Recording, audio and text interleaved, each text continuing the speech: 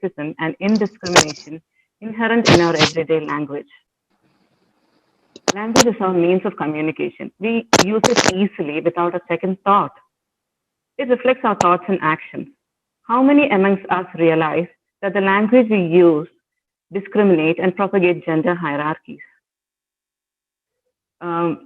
In our discussion today, let's assimilate and try finding out where in the use of our daily language does gender discrimination creep in without our realizing it. നമ്മൾ നിത്യം ഉപയോഗിക്കുന്ന നമ്മുടെ ഈ ഭാഷയിൽ എങ്ങനെ, എവിടെ, എപ്പോൾ ലിംഗവിവേചനം നമ്മൾ അറിയാതെ കയറി വരുന്നു എന്ന് നമുക്ക് നോക്കാം. It's time to welcome our esteemed panelists contributing to the discussion today. Mr. Gaurav Shore will be talking to us about sexism in English language. Mr. Anil Jose will be speaking on sexism in Malayalam language, and Dr. Asha Joseph will bring us insights on how sexism exists in mainstream media. Let me welcome Mr. Gaurav Shore. Gaurav Shore is the founder member and president of Swaraj, an NGO working in the educational sector. Swaraj creates sensitivity in people towards connections between the 5 elements of culture, Bhasha, Desh, Bhojan, Bhavan, and Bhajan. That is dialects, diets, dresses, dwellings, and dances and songs. Gaurav's research in the past 10 years states that the dialect is the foundation of the 5 elements and impacts societal thinking, relationships, and interactions. Over to you, Gaurav. We look forward for an invigorating discussion. Thank you.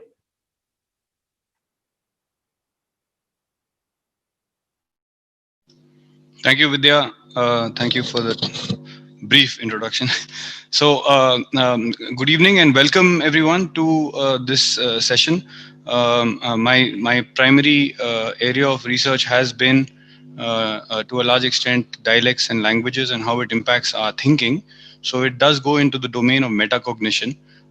What I'm going to be sharing with you is going to be work that we do with the students in universities and in schools. It is largely to have people understand certain concepts that dominate the English language, and by virtue of that get extended to people who speak English, and we don't quite realize that this is stuff that is there in the background of our speaking and listening. So I'm just going to share the screen and will ask you if you can see my screen comfortably. Just give me a moment. Yeah. Great. So the photo that you see over here is of a gentleman by the name of Alfred Korzybski. He formulated the theory of genosemantics, which is kind of a meta structure that ripped through the English language as we know it. Not just the English language, but a lot of the Proto-Indo-European languages, though I feel that Indian languages may not experience the kind of concepts that he was talking about, but nonetheless, let me share them with you. So let me start the session with some very interesting advertising that we've collected over time that showcases a certain school of thought. I hope you can see my screen clearly.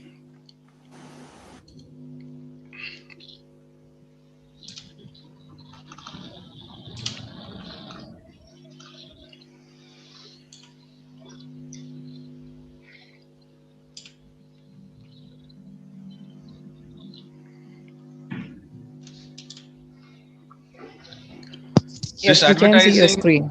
This advertising spans the beginning of the 1900s all the way to the 80s.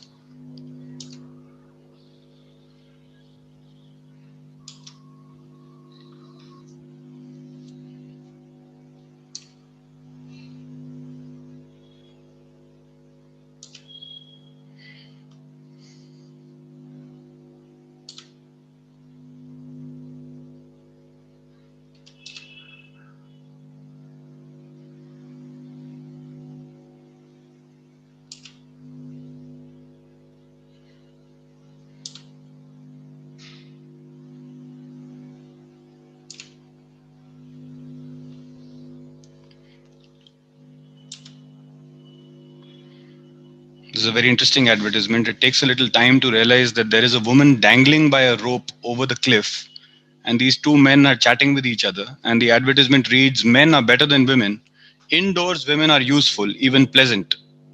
On a mountain, they are something of a drag." And the advertisement is for a sweater, a pullover.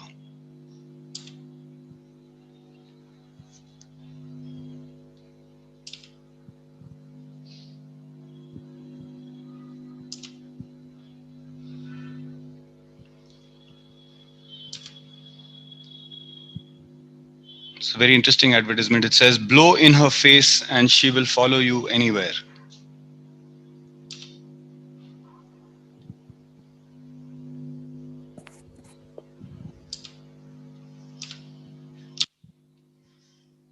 This is for the Sega game console. It's a video game station. It's very interesting. It says, "The more you play with it, the harder it gets."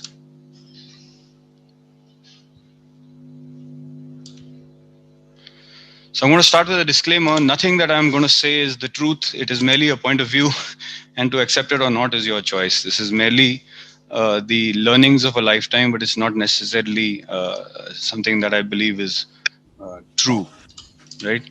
So to put things into context, the language of a people reflects the value of a people, and it's very easy to understand values of a people by looking at their settlements. Now, by occupational hazard, because by qualification I am an architect, and I tend to look at architecture as a representation of the values that people hold.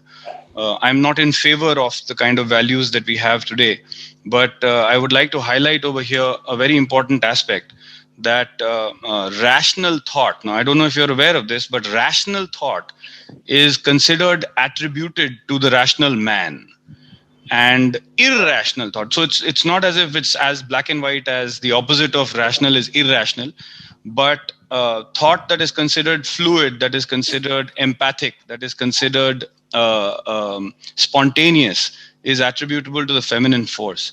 And the feminine force, especially in cultures that are Eastern in nature, are very often attributed to aspects that kind of, for want of another term, engender the feminine, which basically includes things like nature as a mother, or rivers as a mother, or forests as a mother, or anything that has the ability, the innate ability to give without asking for in return.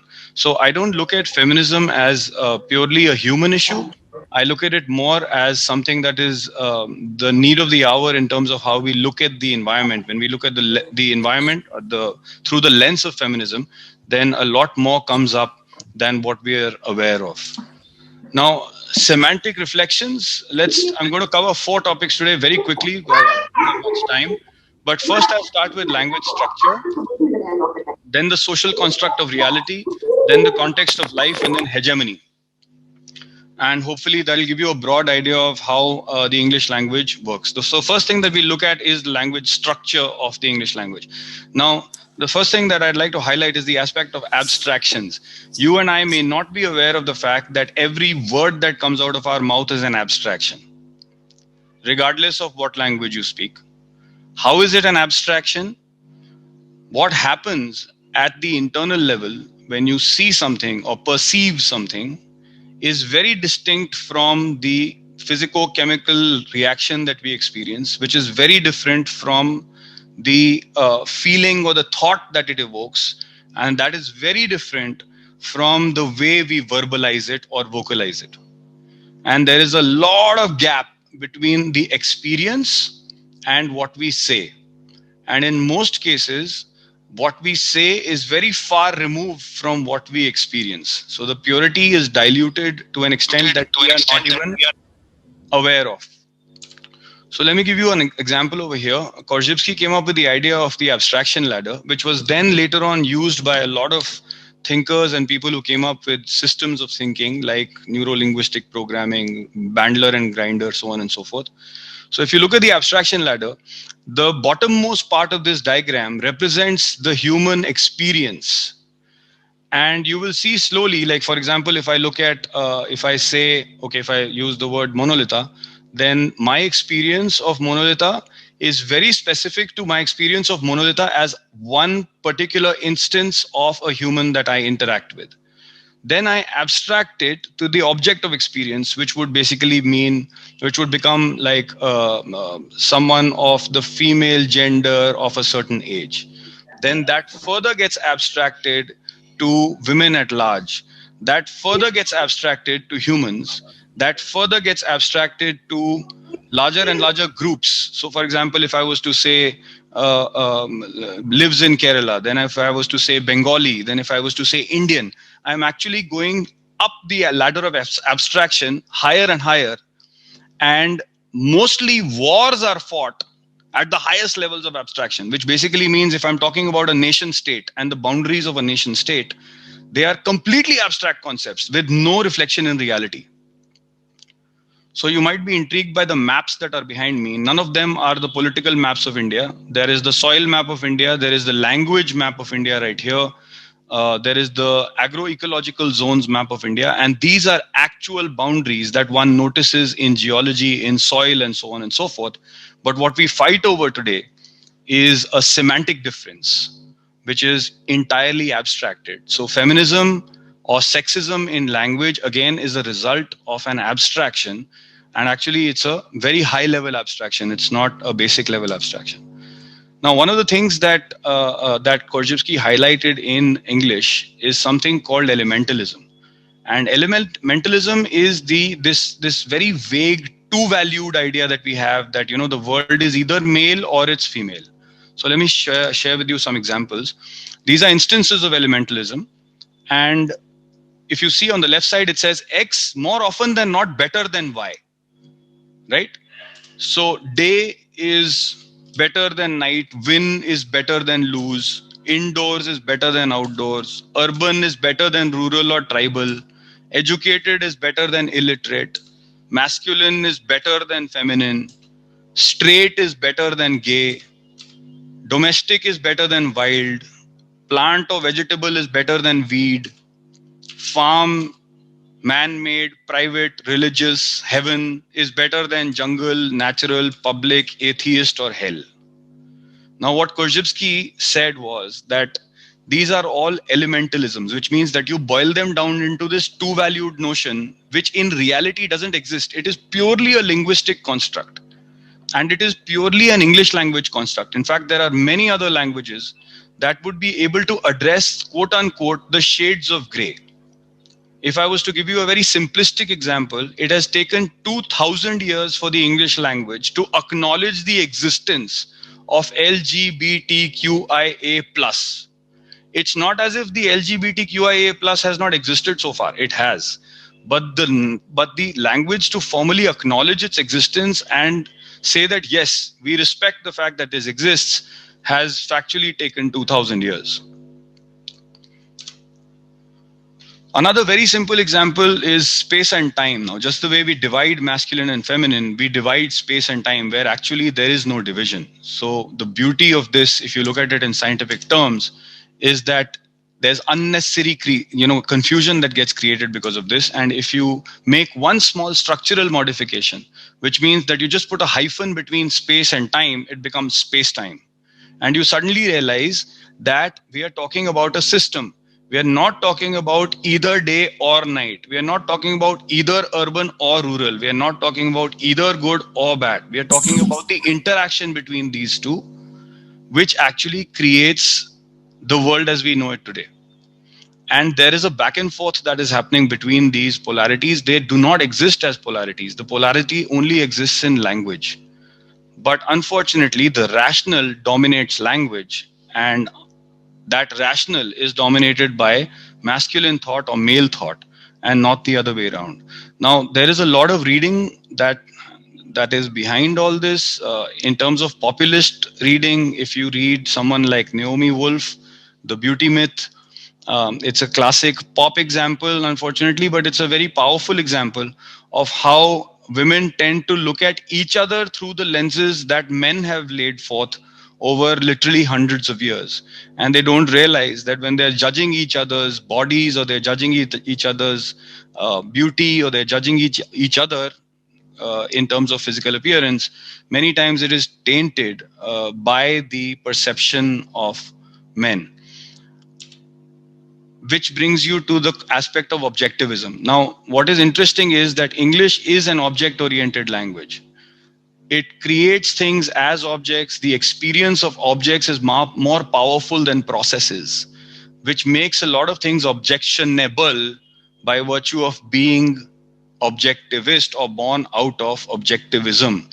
Now, objectivity is also a virtue in the English language. Very often you will see people would say, you must be objective in life. You must understand that things can be looked at objectively, without realizing that that very word itself is not a virtue.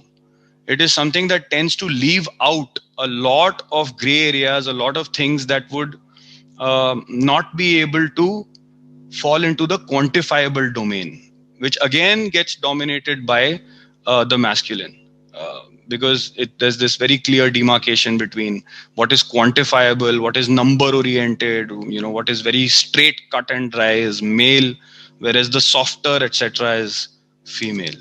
So there's a strong bias towards the objective. Speakers experience fragmentation. If you speak the English language, you will experience separation or isolation from each other, from people. You will have a tendency of looking at other people out of suspicion. I'm not asking you to accept what I'm saying as the truth. I want you to look into your lives and see whether you actually experience this or not. Also, speakers experience themselves as objects. For example, I will have a very objective view of, I am an architect or a doctor or an engineer. I am short-tempered. I am a fitness enthusiast. I am friendly and I'm enthusiastic. Now, that doesn't define me. But I have these labels about myself, which are abstractions, and I kind of get bound by these abstractions. And then I look at the world through the lens of these abstractions without realizing that I'm looking at the world through that lens.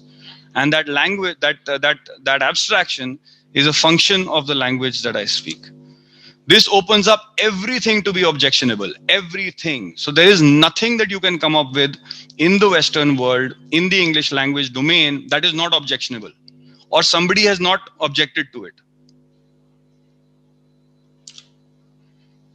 For example, the experience of this is wrong and must be corrected is a pursuant feeling that most English language speakers will experience about something or the other. It could be feminism, it could be war, it could be peace, it could be drugs, it could be sex, it could be rock and roll, it could be anything. And there's this continuous nagging feeling that there is something wrong and it needs to be fixed, it needs to be corrected, without realizing that as soon as you fall into the pitfall of right or wrong, you're again falling into the same trap of the elementalism and not being able to look at structures as a whole, or nature as a whole, or the world as a whole, or society as a whole. So I'm showing you a satellite image of my city, Delhi. It's what you can see is the new areas of Delhi that have been developed by us, not the ones that were developed by the British. We play a very interesting game with students. We say, spot the tree. And you will notice that we've been able to eliminate all of nature, kill our river. On the left side, what you see is the river Yamuna, wipe out all the farmland in favor of what we think is objective and rational and controllable. That's the biggest irony, because as soon as you build cities like this, you have zero control over what goes on inside the cities. And the only reason why we build cities is to create a semblance of control. This is, of course, the impact of all of that. I won't get into all the details. Second thing I wanted to very quickly touch upon is the social construct of reality. What needs to be understood is society constructs reality. We do not have any such thing as this is real and this is not real. So as a very simple, I won't get into this. Time is a linguistic construct. Linear time is an English language linguistic construct. Many local cultures in India look at time in a very different way, look at life and death in a very different way. And not just in India, even in Africa, even in Latin America, a lot of the equatorial cultures tend to look at life very differently from the way the English language looks at life. Now, you will also notice, and this is not me trying to expostulate on my findings. There's a wonderful book called Cradle to Cradle, which revolutionized, green buildings and the environmental movement. It was written by Bill McDonough and Michael Brongard. And these guys were the people who highlighted the fact that cultures that look at time differently from the West have a very interesting tendency of protecting and preserving nature very differently from the West. Incidentally, the same cultures also tend to look at the feminine very differently. So if you look at equatorial cultures that have worshipped the moon, they tend to worship the female force more than the male force, whereas sun is attributable to the male force. And mostly in European cultures, you will find the Anglo-Saxon and so on would worship that. Now, that is also climatically, it's also connected to the climate. It is also connected to the environment and what you have an abundance and scarcity of. So time is unrealistically broken up into parts, and we experience it in packets and not as a continuum. But that's not true. Just like we experience sexism in isolation or feminism distinctly separate from masculinity and masculinity dominating feminism, that is a linguistic construct, and we are in the experience of a semantic reaction, which is real today. But it's taken time for the language to be imposed, to impose its hegemony. Tenses, again, I don't know if you're aware of this, but tenses only exist in language. Our experience of past, present, and future only exists in language. The future does not exist outside of language. The past does not exist outside of language. Now, this is also borderline philosophy because Buddhism talks about it, Hinduism talks about it, Islam talks about it, Christianity talks about it. A lot of them talk about this, but I don't think many of us understand that it's connected to the language that we speak.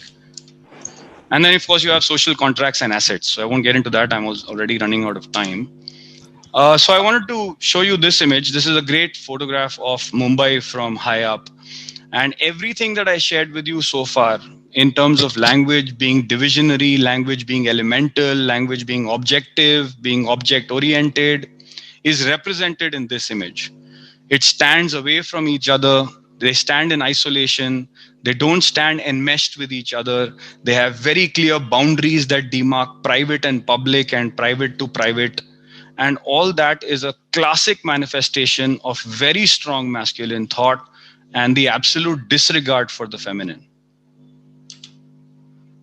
This is an example from Tamil. Very interestingly, Tamil as a language does not make settlements the way English makes settlements. So if you look at the local Kerala architecture of settlements, not buildings, you will notice that they are largely related based on relationships. And those relationships are to do with water bodies or nearest geographical or natural elements. So I won't get into the detail. I can share the PPT with you and you can look into the details. And the last bit is the context of life. So again, this is a classic English language construct. It's very distinct from Eastern philosophy or Eastern thought. There is better than here. It doesn't matter where you live today. If you have had a distinct English language upbringing, I promise you, you will have the experience of there is better than here. That there could be anything. It could be, like maybe US is better than India, or a PhD is better than a master's, or a car is better than the one that I have, or those clothes are better than what I have. Everything revolves around this aspect of discomfort with the current and the focus on something else being better than where we are right now, which again is a very distinct English language construct, which is in contrast to the feminine. The feminine is comfortable. The feminine is at peace with themselves. And I don't mean the construct that we have today where we are judging each other through the lens of the ideal body type or the ideal clothing type. I mean, in general, if I look at a very personal example, if I look at the way my mom looks at me, or the way my mom looks at my daughter, or the way my grandmother looks at me, there is unjudged acceptance. I mean, there is the sense of I am not being judged by them. And I feel that degree of freedom or love or acceptance is not something that I experience in general. And I don't think in general people are capable of that to that extent, which I don't know where I'm headed with all this, but I wanted to illustrate the fact that there is better than here is a very, very English language construct. And it dominates education, it dominates architecture, it dominates research, it dominates war, it dominates everything. and we don't realize that it's born out of an elementalism. So I want to leave you with this very interesting advertisement. I was asking the students of my class in the School of Planning and Architecture, what are the adjectives that come to your mind when you see this lady? And it was very interesting what they shared. They said power, they said freedom, they said class, they said high society, they said richness, they said accomplishment. And I couldn't understand why. Like, what does this image portray which has them do that? But what we realized when we went into the depths of it is this very distinct English language concept which Korzybski first proposed, called the map is not the territory, which means that we create images and have people believe that those images are linked to certain values, whereas those values and the image are completely not connected. There is no connection between the two. So I want to leave you with this thought that a lot of things that you look at today that you might think are valuable are not. They are linguistic constructs that have been imposed on you. Yeah, and then there's hegemony. So the idea of the ideal, the idea of development, globalization, education, real estate, GDP, sports, economics, is all in the domain of win or lose. There is better than here. There is better than here. Development, there is better than here. Globalization, there is better than here. Education, there is better than here. Real estate, there is better than here. This is a game that dominates most English language structures inside of elementalism. And we are not mostly aware that we are being played by this game. We are not playing this game. We are being played by this game.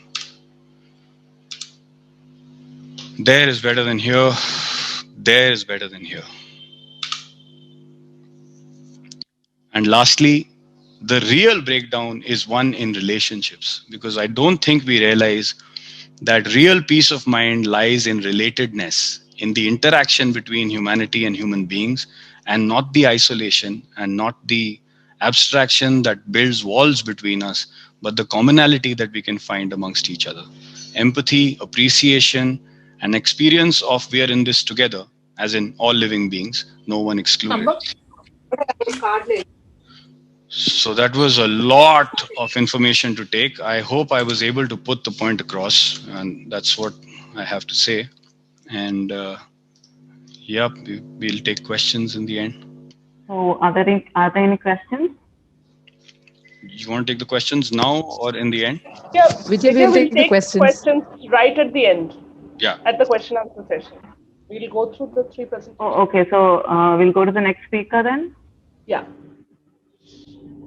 Our next speaker for today is Mr. Anil Jose.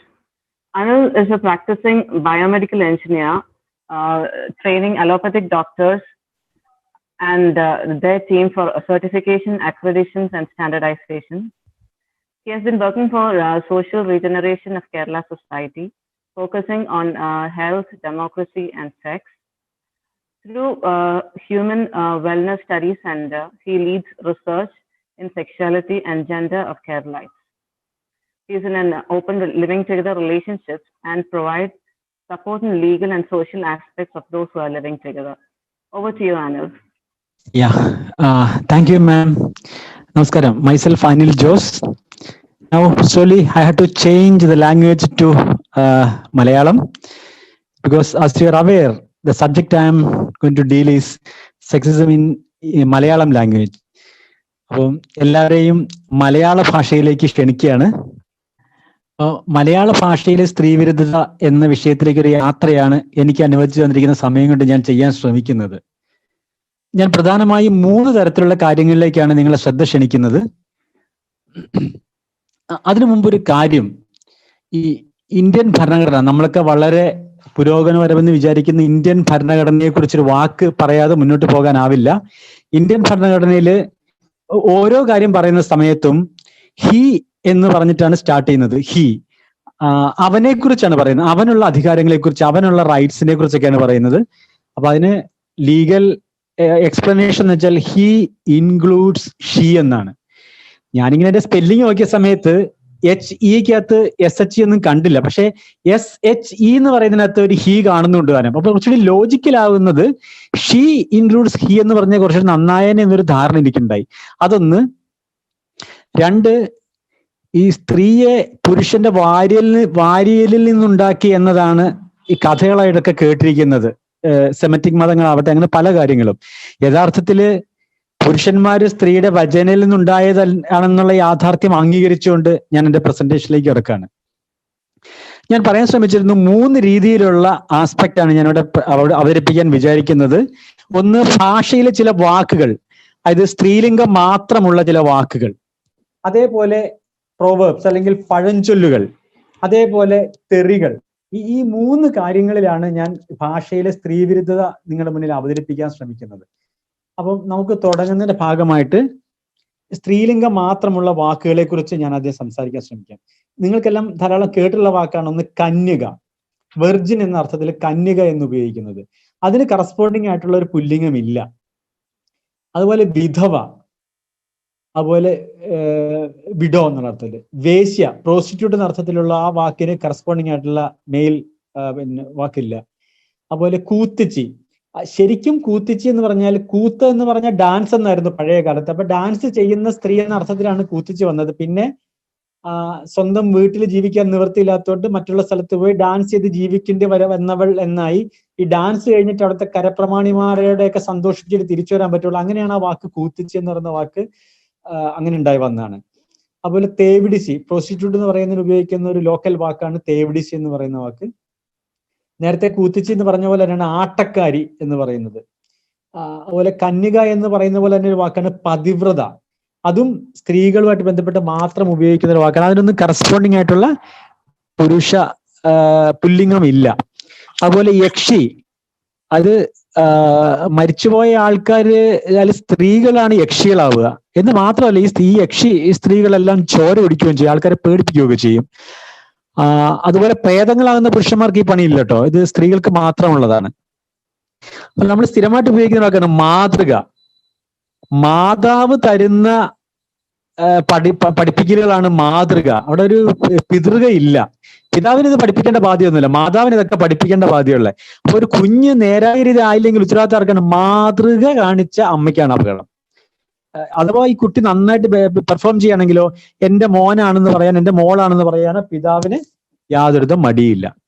അതുപോലെ തായ്മൊഴി അല്ലെങ്കിൽ മാതൃഭാഷ എന്ന് പറയുന്നത് പോലെ തന്നെയാണ്. ഇതൊക്കെ പഠിപ്പിക്കേണ്ട ചുമതല ആരുടെയാണ്? അമ്മയുടെയാണ്. അതുകൊണ്ടാണ് മാതൃഭാഷ അല്ലെങ്കിൽ തായ്മൊഴി എന്ന് പറയുന്ന വാക്കുണ്ടായിരിക്കുന്നത്. പിന്നെ മറക്കുട സ്ത്രീകൾക്കുള്ളതാണ്. അത് അന്നത്തെ കാലത്ത് ഉയർന്ന ജാതി എന്ന് വിചാരിക്കുന്ന ആൾക്കാർ ഉപയോഗിക്കുന്ന ഒരു വസ്തുവാണ് മറക്കുട. മറ്റുള്ള താഴ്ന്ന ജാതിക്കാരിൽ നിന്നും ദൃഷ്ടിദോഷം വരാതിരിക്കാൻ വേണ്ടിയിട്ട് വേണേ വെയിൽ കൊള്ളാതിരിക്കാൻ എന്നൊക്കെ പറയാം. അതുപോലെ അന്തർജനം, ഈ സ്ത്രീ ഉള്ളിലുള്ള ഉയർന്ന ജാതിയിൽപ്പെട്ട ഒരു പ്രത്യേക ജാതിയിൽപ്പെട്ട ആൾക്കാരുടെ സ്ത്രീകളെയാണ് അന്തർജനം എന്ന് പറയുന്നത്. സ്ഥിരമായ ഉള്ളിൽ തന്നെയാണ്. അതുപോലെ അകത്തുള്ള ആൾ.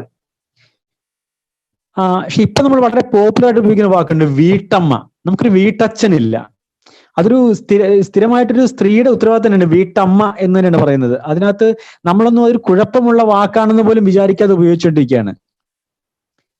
ഇനി പണ്ടത്തെ ഈ 4 കെട്ട് 8 കെട്ട് 16 കെട്ട് അങ്ങനെയുള്ള കെട്ടുകൾക്കുള്ളിലൊക്കെ ഈ വടക്കേ കെട്ടിലാണ് സ്ത്രീകൾ ഉണ്ടാവുക. അവിടെയാണ് ഈ അന്തപ്പുരമൊക്കെ ഉള്ളത്. അല്ലെ അതായിൽ എന്നൊക്കെ പറയും. അതൊക്കെ ആ സ്ത്രീകളുടെ ബന്ധപ്പെട്ട വാക്കുകളാണ്.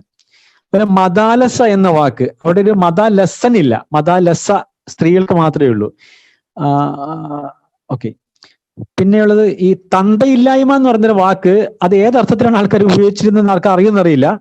ഒരു സ്ത്രീക്ക് തന്റെ കുഞ്ഞിന്റെ അച്ഛൻ ആരാണെന്ന് തിരിച്ചറിയാതിരിക്കാൻ മാത്രമുള്ള ആൾക്കാരുടെ ബന്ധമുണ്ട്. അതായത് ആ സ്ത്രീക്ക് അവരുടെ സ്വന്തം ലൈംഗികതയിൽ അത്രമാത്രം കൺട്രോൾ ഉണ്ടെങ്കിൽ അങ്ങനെ വരുന്ന കുഞ്ഞുങ്ങൾക്ക് തന്തയില്ലായ്മ ഉണ്ടെന്ന് പറയുക. അല്ലെ ഒരു തന്തയ്ക്ക് പിറക്കായിക, പല തന്തയ്ക്ക് പിറന്നവരെന്നൊക്കെ പറയും. എന്താ കാരണം? ആ സ്ത്രീയാണ് തീരുമാനം എടുക്കുന്നത് അവരാരുമായിട്ട് ലൈംഗിക ബന്ധത്തിൽ ഏർപ്പെടണം, ആരുടെ കുഞ്ഞിനെ ജനിപ്പിക്കണം എന്നൊക്കെ. അങ്ങനെ ഒരു പുരുഷന്റെ സമൂഹത്തിലെ പുരുഷന്മാരുടെ ചൊല്ലുവിളിക്ക് നിൽക്കാത്ത സ്ത്രീകൾക്കെല്ലാം ഇങ്ങനെ ഒരു കുഴപ്പമുണ്ട്, തന്തയ്ക്ക് പിറക്കാത്ത കുഞ്ഞുങ്ങളുണ്ടാവും.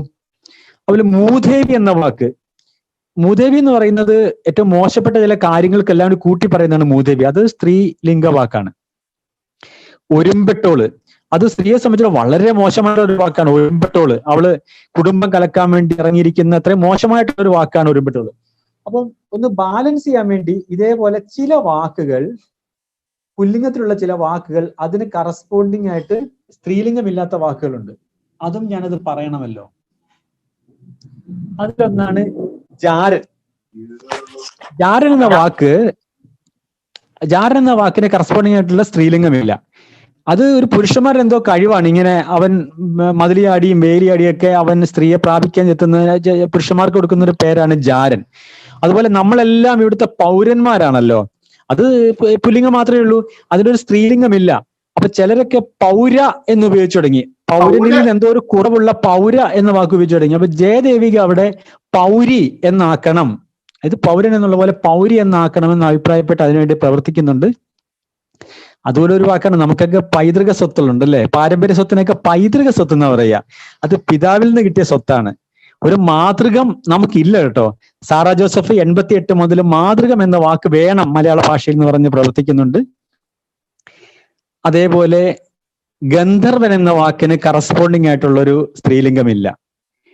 അതിന് വേണമെങ്കിൽ അപ്സരസ് എന്ന് പറയാം, പക്ഷെ അവരുടെ ഉത്തരവാദിത്തം രണ്ടും രണ്ടാണ്. അതുകൊണ്ട് ഗന്ധർവൻ എന്ന് പറയുന്ന ഒരു വാക്കില്ല. അതിൽ ഒരുമ്പെട്ടോൾ എന്ന് പറയുന്ന വാക്കുണ്ട്. ഒരുമ്പെട്ടോൾ എന്നതുപോലെ അല്ല ഒരുമ്പെട്ടോൾ. ഒരുമ്പോട്ടൻ എന്ന് വെച്ചാൽ കരുതിക്കൂട്ടി ഒരു നല്ല പ്രവൃത്തിക്ക് ഇറങ്ങിപ്പോകുന്നയാളാണ് ഒരുമ്പെട്ടോൾ. അപ്പം സ്ത്രീലിംഗമില്ലാത്ത പുരുഷ വാക്കുകളെല്ലാം പുരുഷന്റെ ഏതോ വലിയ വലിയ ക്വാളിറ്റികളെയോ കഴിവുകളെയോ യോജിപ്പിക്കുന്നതാകുമ്പോൾ, പുല്ലിംഗമില്ലാത്ത സ്ത്രീവചനങ്ങളെല്ലാം തന്നെ ഏതെങ്കിലും രീതിയിൽ അവരെ വളരെ മോശമായ രീതിയിൽ അടയാളപ്പെടുത്താൻ ശ്രമിക്കുന്നതാണ്. ഇതാണ് ഞാൻ ആദ്യമായിട്ട് നിങ്ങളുടെ മുന്നിൽ പ്രസന്റ് ചെയ്തൊരു കാര്യം. അതായത് ചില വാക്കുകൾ വളരെ കൃത്യമായിട്ട് ജെൻഡറിനെ മോശമായിട്ട് അടയാളപ്പെടുത്തുന്നത് എങ്ങനെയെന്നുള്ളതാണ്. ഇനി ഞാൻ അടുത്ത സെഗ്മെന്റിലേക്ക് കിടക്കാണ്. ഈ പഴഞ്ചൊല്ലുകൾ എന്ന് പറയുന്ന വാക്കുകൾ 1500കളിലൊക്കെ സ്ത്രീകൾ മനുഷ്യന്മാരാണോ എന്ന് ആലോചിച്ച് നടന്ന കാലമാണെന്ന് നമുക്കറിയാമല്ലോ. 1500കളിലൊക്കെ സ്ത്രീകൾ മനുഷ്യന്മാരാണോ, അല്ലെങ്കിൽ 1900 സ്ത്രീകൾക്ക് ആത്മാവുണ്ടോ എന്നൊക്കെ അറിയാൻ വേണ്ടി ലോകം അത് ചർച്ചയൊക്കെ നടത്തിയിട്ടുള്ള ആൾക്കാരാണ്. അപ്പം പഴയ കാലത്തെ സംബന്ധിച്ചിടത്തോളം സ്ത്രീകള് ഒരു രീതിയിൽ മനുഷ്യരാണെന്നൊരു കൺസിഡർ ചെയ്യപ്പെട്ടിരുന്നില്ല. ശ്രദ്ധിച്ചു കഴിഞ്ഞാൽ ഈ ദൈവങ്ങളുടെയൊക്കെ കണക്കെടുത്തു കഴിഞ്ഞാൽ വളരെ വളരെ കുറവാണ് സ്ത്രീ ദൈവങ്ങൾ ഉണ്ടാവുക.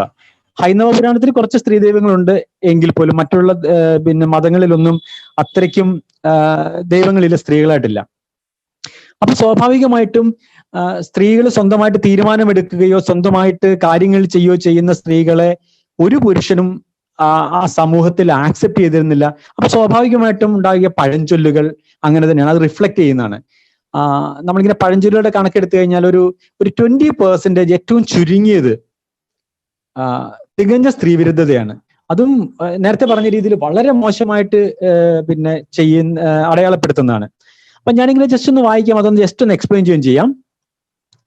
പിടക്കോഴി കൂവിയാൽ നേരം വെളുക്കില്ല. അപ്പം പിടക്കോഴിക്ക് കൂവാൻ പറ്റുമല്ലോ എന്നുള്ളത് രണ്ടാമത്തെ വിഷയം. പക്ഷേ കൂവിയാൽ നേരം വെളുക്കില്ല, അത് പൂവൻകോഴി തന്നെ കൂവണം. അതുപോലെ ഒരു സ്ത്രീയുടെ ബുദ്ധി എന്ന് പറയുന്നത് പെൺബുദ്ധി, പിൻബുദ്ധി, ഇറ്റ് വിൽ നോട്ട് വർക്ക് എന്നുള്ളതാണ്. അതുപോലെ നാരകം നട്ടിടം നാരി ഭരിച്ചിടം മുടിഞ്ഞിടും. ഒരു സ്ത്രീ ഭരിക്കുന്ന സ്ഥലം ഈ നാരകം നട്ട സ്ഥലം പോലെ നശിച്ചു പോകുമെന്നാണ് പറഞ്ഞിരിക്കുന്നത്. നമുക്ക് എത്രയോ എക്സ്പ്ലനേഷൻസ് ഉണ്ട്. ഈ കോവിഡിന്റെ സമയത്ത് പോലും സ്ത്രീകൾ ഭരിക്കുന്ന സ്ഥലത്തുള്ള വളരെ വ്യത്യസ്തമായും തികച്ചും പുരോഗമനപരമായും മാതൃകാപരമായി എത്രയോ കാര്യങ്ങൾ ഇവിടെ ഉണ്ടെന്ന് നമ്മൾ അറിയണം. അമ്മ പുലയാടിച്ച് എങ്കിൽ മകളും പുലയാടിച്ച്. പുലയാടുക എന്ന് വെച്ച് കഴിഞ്ഞാൽ സെക്സ് വർക്കിന് പോകുക എന്നാണ് അർത്ഥം. അമ്മ പുലയാടിച്ചെങ്കിൽ മകളും പുലയാടിച്ചേക്കും. അമ്മ സെക്സ് വർക്കിന് പോയിട്ടുണ്ടെങ്കിൽ മകളും സെക്സ് വർക്കിന് പോയിരിക്കും.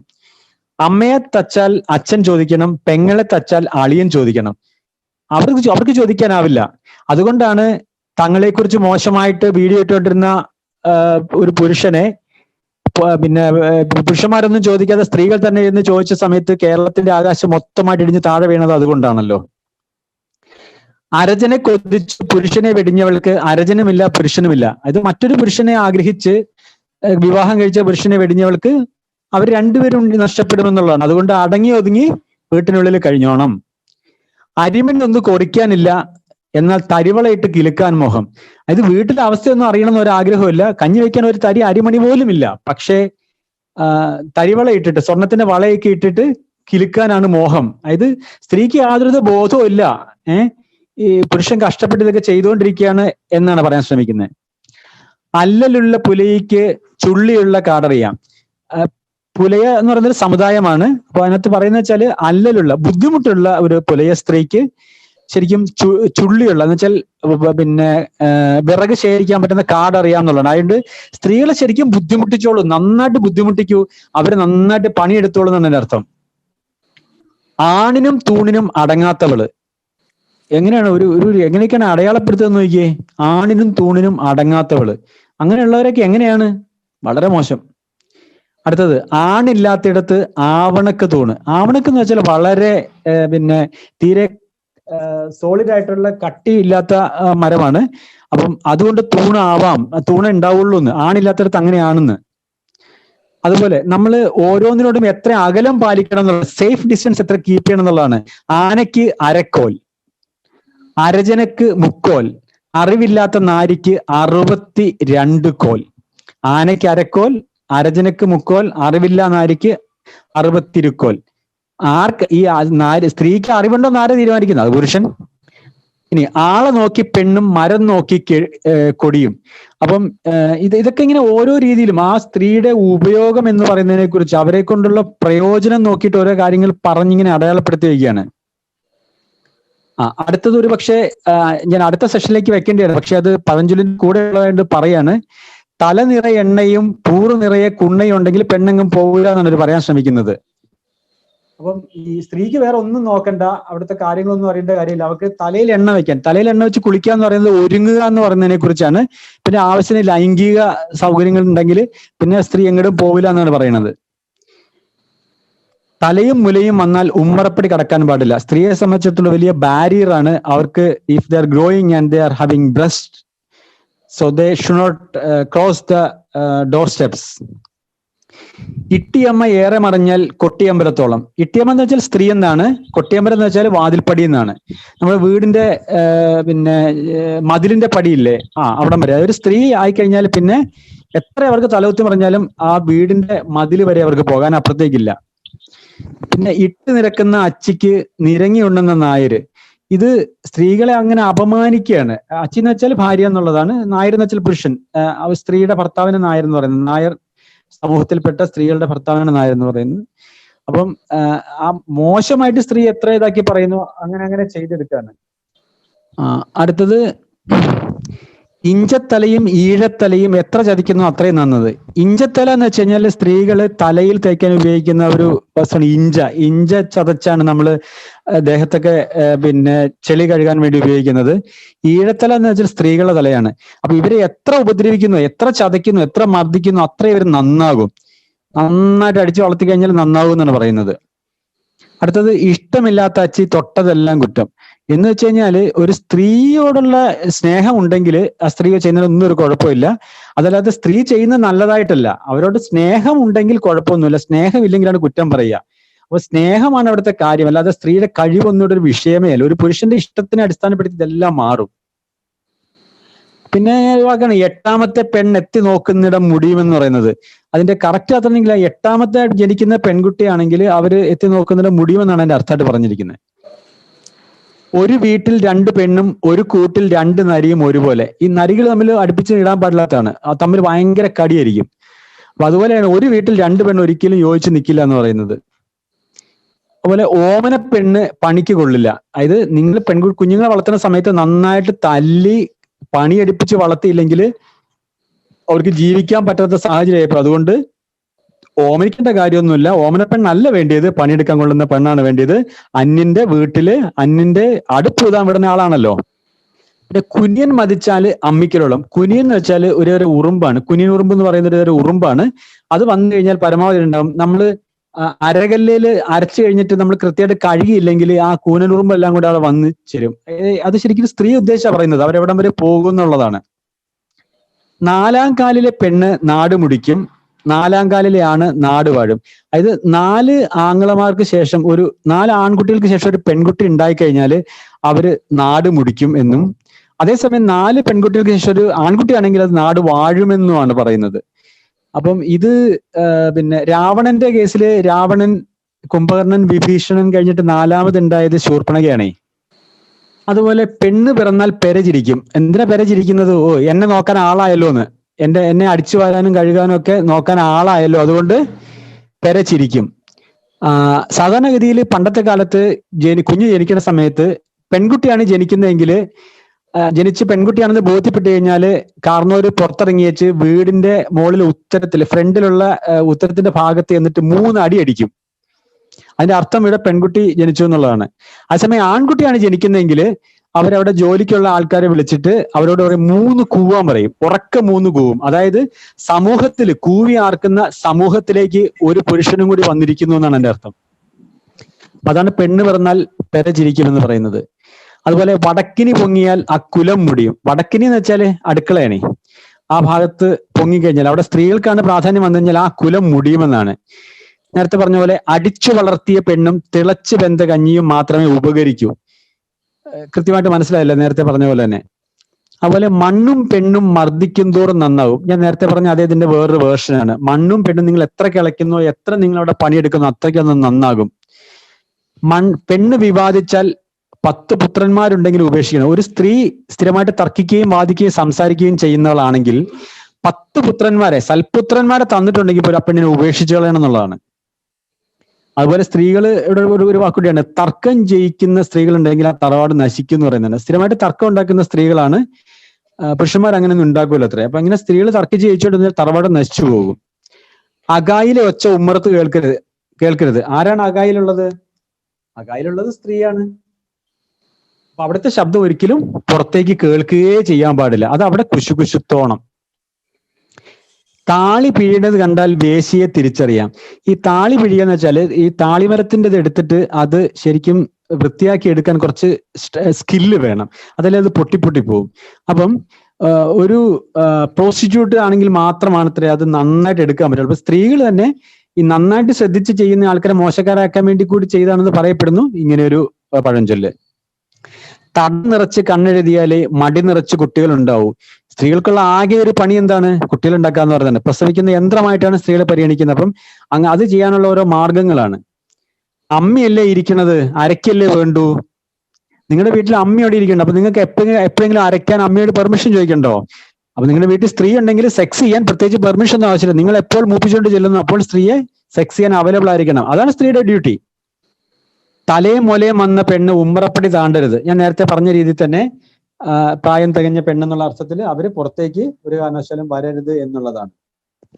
നാരി വാഴുന്നിടം നാരായം വെച്ചിടം കാണെ തുരുമ്പെടുക്കും. ഈ നാരായം വെച്ച് കഴിഞ്ഞാൽ അത് ഉപയോഗിക്കാതെ അവിടെ ഇരുന്ന് കഴിഞ്ഞാൽ ഇടയ്ക്ക് തുരുമ്പെടുത്തു പോകും. എന്ന് പറഞ്ഞ പോലെയാണ് നാരി വാഴുന്നിടം നാരായം വെച്ചിടം കാണെ തുരുമ്പെടുക്കും. ഒരു രക്ഷയില്ല സ്ത്രീകളെ. കണ്ണോണ്ടളക്കാൻ കാലടി വട്ടം. സ്ത്രീക്ക് അളക്കാനുള്ള സ്ഥലം എത്രയാണ്? ആ കാലിന്റെ ചുറ്റളവിൽ കിട്ടുന്ന ആ സ്ഥലം അവിടെ അളന്ന് നിന്നോണം, അതിനപ്പുറത്തേക്ക് പോകരുത്.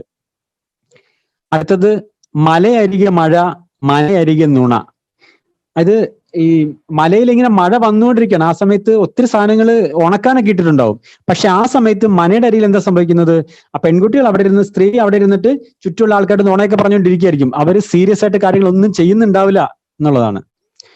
പിന്നെ നിങ്ങളെല്ലാം കേട്ടുള്ളതാണ് പുത്തനച്ചി പുരപ്പുറം തൂക്കും എന്ന് വെച്ചാൽ ഇവർ ആദ്യം വരുന്ന സമയത്ത് ഭയങ്കര പണിയൊക്കെ എടുക്കും. അത് കഴിഞ്ഞാൽ ഒന്നും ചെയ്യില്ല. ആദ്യം വരുന്ന സമയത്ത് ഞാൻ ഭയങ്കര പണിക്കാരിയാണെന്ന് കാണിക്കാൻ വേണ്ടി വീട്ടിൽ പിടിച്ചിരിക്കണമെങ്കിൽ അത് വേണേ, പുത്തനച്ചി പുരപ്പുറം തൂക്കും എന്ന് പറഞ്ഞ് കാണിക്കും. അതുപോലെ അടുത്തതാണ് സ്ഥിരം എല്ലാവരും കേൾക്കുന്നതാണ് കനകം മൂലം കാമിനി മൂലം കലഹം പലവിധ മുലകിൽ സുലഭം. അപ്പൊ ഇവിടെ വഴക്കുണ്ടാകാനുള്ള ഏറ്റവും പ്രധാനപ്പെട്ട കാരണം എന്താണ്? സ്വർണം.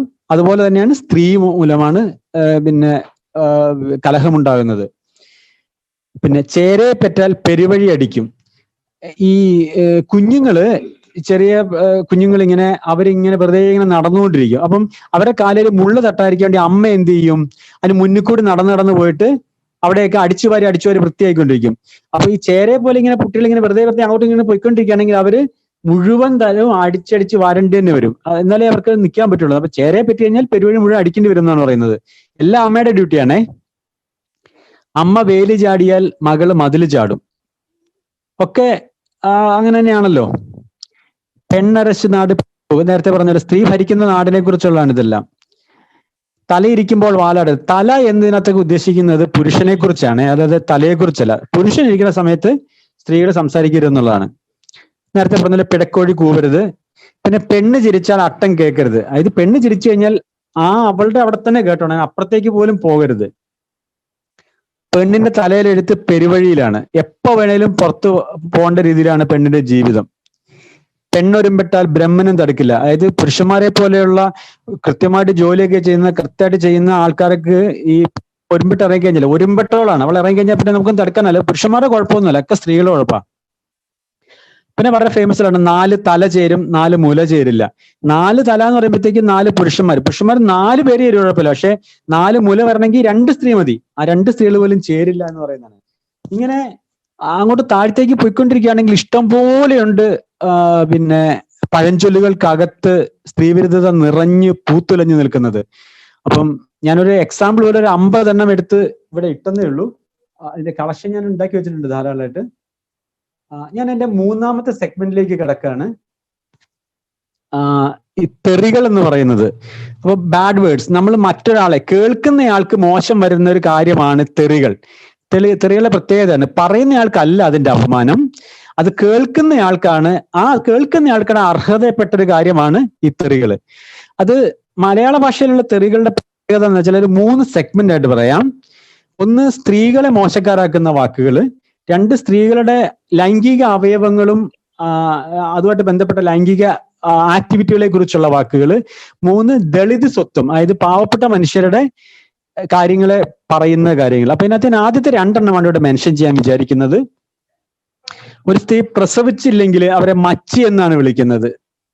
അപ്പം അതൊരു മോശം വാക്കായിട്ടാണ് പരിഗണിക്കുന്നത്. അത് അവരുടെ എന്തെങ്കിലും ഇതുകൊണ്ടാണെന്നൊന്നും അറിയേണ്ട കാര്യമില്ല. മച്ചി എന്ന് പറഞ്ഞിട്ടൊരു ഉപയോഗിക്കുന്നത്. അതുപോലെ അസത്ത്, സത്തില്ലാത്തവൾ എന്നാണ് അസത്ത് എന്ന് ഉപയോഗിക്കുന്നത്. അത് വളരെ അപൂർവമായിട്ടാണ് ആൺകുട്ടികളൊക്കെ ആ പേര് ഉപയോഗിക്കുന്നത്. അസത്ത് എന്ന് പറയുന്നത് സ്ത്രീകളെ പൊതുവിൽ ഉപയോഗിക്കുന്ന മോശം വാക്കാണ്. അതുപോലെ അശ്രീകരം, അതും ആൺകുട്ടികളെ വളരെ അപൂർവമായിട്ടാണ് ഉപയോഗിക്കുന്നത്. സാധാരണഗതിയിൽ മുഖശ്രീ, ശ്രീ, ഐശ്വര്യം എന്ന് പറയുന്നതിലെ സ്ത്രീകളെ ലക്ഷണമാണ്. പുരുഷന്മാർക്ക് കരുത്താണ്, ശ്രീ അല്ലുള്ളത്. അപ്പം അശ്രീകരം എന്ന് പറയുന്നത് പെൺകുട്ടികളെയാണ്. അതുപോലെ പൂതന എന്ന വാക്ക് ഒരു പഴയ നമ്മുടെ പുരാണത്തിലെ ഒരു കഥാപാത്രമാണെങ്കിലും പൂതന എന്ന് പറയുന്ന അതൊരു സ്ത്രീകളുടെ ഒരു ക്വാളിറ്റി ആയിട്ട്, ഒരു മോശം ക്വാളിറ്റി ആയിട്ട് പരിഗണിക്കുന്ന രീതിയിലാണ് വന്നിരിക്കുന്നത്. അതേപോലെ തന്നെ പാഞ്ചാലി എന്ന് പറയുന്ന വാക്ക് പല പുരുഷന്മാരുടെ കൂടെ ബന്ധമുള്ള സ്ത്രീ എന്ന അർത്ഥത്തിലാണ് ആൾക്കാർ ഉപയോഗിക്കുന്നത്. അതുപോലെ നേരത്തെ പറഞ്ഞ ഒരുമ്പെട്ടോൾ എന്ന് പറയുന്ന വാക്ക് ഉപയോഗിക്കുന്നത് ആ അർത്ഥത്തിലാണ്, ചീത്തയായിട്ടാണ്. താടക എന്ന് പറയുന്ന വാക്ക് അങ്ങനെ തന്നെയാണ് ഉപയോഗിക്കുന്നത്. അതുപോലെ കുലട, ഒരു കുലം മുഴുവൻ മുടിപ്പിക്കുന്നവളാണ് കുലട. ഇത്തരം കാര്യങ്ങളൊക്കെയാണ് സ്ത്രീയെ അവരുടെ പിന്നെ ക്വാളിറ്റി വെച്ചിട്ട്. അതുപോലെ കൊടിച്ചി എന്ന് പറയുന്നതൊക്കെ ഒരു കാര്യവിവരമില്ലാതെ ഇങ്ങനെ വെറുതെ ഇറങ്ങി നടക്കുന്ന അത്തരം കാര്യങ്ങളാണ് സ്ത്രീകളുടെ മോശം ക്വാളിറ്റി എടുത്ത് കാണിക്കാൻ വേണ്ടി ഉപയോഗിക്കുന്ന കാര്യങ്ങളുള്ളത്. അടുത്ത സെക്ഷൻ എന്ന് വെച്ച് കഴിഞ്ഞാൽ സ്ത്രീകളുടെ ലൈംഗിക അവയവങ്ങളെ മെൻഷൻ ചെയ്യുന്ന വാക്കുകൾ, അല്ലെങ്കിൽ ലൈംഗിക വൃത്തിയെ, സെക്സ്വൽ ആക്ടിവിറ്റിയെ മെൻഷൻ ചെയ്യുന്ന വാക്കുകളാണുള്ളത്. മലയാള ഭാഷയുടെ ഒരു വലിയ പോരായ്മ സ്ത്രീയുടെ ജെനിറ്റലിന്, സ്ത്രീയുടെ ലൈംഗിക അവയവത്തിന് മലയാളത്തിൽ പരസ്യമായിട്ട് പറയാൻ പറ്റുന്ന ഒരു വാക്കില്ല എന്നുള്ളതാണ്. ശബ്ദധാരാവലിയിൽ കൊടുത്തിരിക്കുന്നത് പൂറ എന്ന വാക്കാണ്. പക്ഷെ അതൊരു വലിയ മുട്ടൻ തെറിയായിട്ടാണ് ആൾക്കാർ മുഴുവൻ പരിഗണിക്കുന്നത്. അപ്പം ഈ സാമൂഹ്യ പ്രവർത്തകരൊക്കെ പറയാറുണ്ട്, പൂറ എന്ന് പറയുന്ന ഒരു തെറിയായി കണ്ടിന്യൂ ചെയ്യുന്നിടത്തോളം കാലം, അത് സ്വന്തം ശരീരത്തിലെ അവയവമായിട്ട് സ്ത്രീകൾ അംഗീകരിക്കാതെ ഇരിക്കുന്നിടത്തോളം കാലം ഇവിടെ ഇങ്ങനെയൊക്കെ തന്നെ ആയിരിക്കുമെന്ന് പറഞ്ഞ് ഞാൻ കേട്ടിട്ടുണ്ട്. അപ്പം അത് വളരെ മോശമായിട്ടാണ് പരിഗണിക്കപ്പെടുന്നത്. നമ്മൾ സംസ്കൃത വാക്ക് ഉപയോഗിക്കും, യോനി എന്ന വാക്ക് ഉപയോഗിക്കും, അല്ലെങ്കിൽ ഇംഗ്ലീഷിൽ വജൈന എന്ന് ഉപയോഗിക്കും. പക്ഷെ ഒരിക്കലും ശബ്ദധാരാവലിയിലുള്ള നമ്മുടെ ആക്ച്വൽ വാക്ക് ഉപയോഗിക്കാൻ പറ്റത്തില്ല. ആ പേരിലൊരു നാടകം തൃശ്ശൂർ ചെയ്തതിന്റെ പേരിൽ പോലീസ് കേസ് ഉണ്ടായിരുന്നതിനെ കുറിച്ചൊക്കെ നിങ്ങൾ അറിഞ്ഞിട്ടുണ്ടാവും. പൂറിന്റെ ആത്മകഥം എന്ന് പറഞ്ഞ മോണോലോഗ് ഓഫ് വജൈന എന്ന് പറയുന്ന നാടകത്തെ കുറിച്ച് നിങ്ങൾ കേട്ടിട്ടുണ്ടാവും. അപ്പം ഞാൻ നേരത്തെ പറഞ്ഞ രീതിയിൽ എല്ലാ ജീവികളും, പുരുഷനായാലും സ്ത്രീ ആയാലും ഒരു വജൈനയിൽ നിന്നുണ്ടായതാണ്. അപ്പം പൂരി മോളെ അല്ലെങ്കിൽ പൂരി മോനെ എന്ന് പറയുന്നത് എങ്ങനെയാണ് തെറിയാകുന്നത് എനിക്ക് ഇപ്പോഴും മനസ്സിലായിട്ടില്ല. അത് പഠിക്കാൻ ശ്രമിക്കുന്ന സമയത്ത് അത് മനസ്സിലാവുന്നില്ല.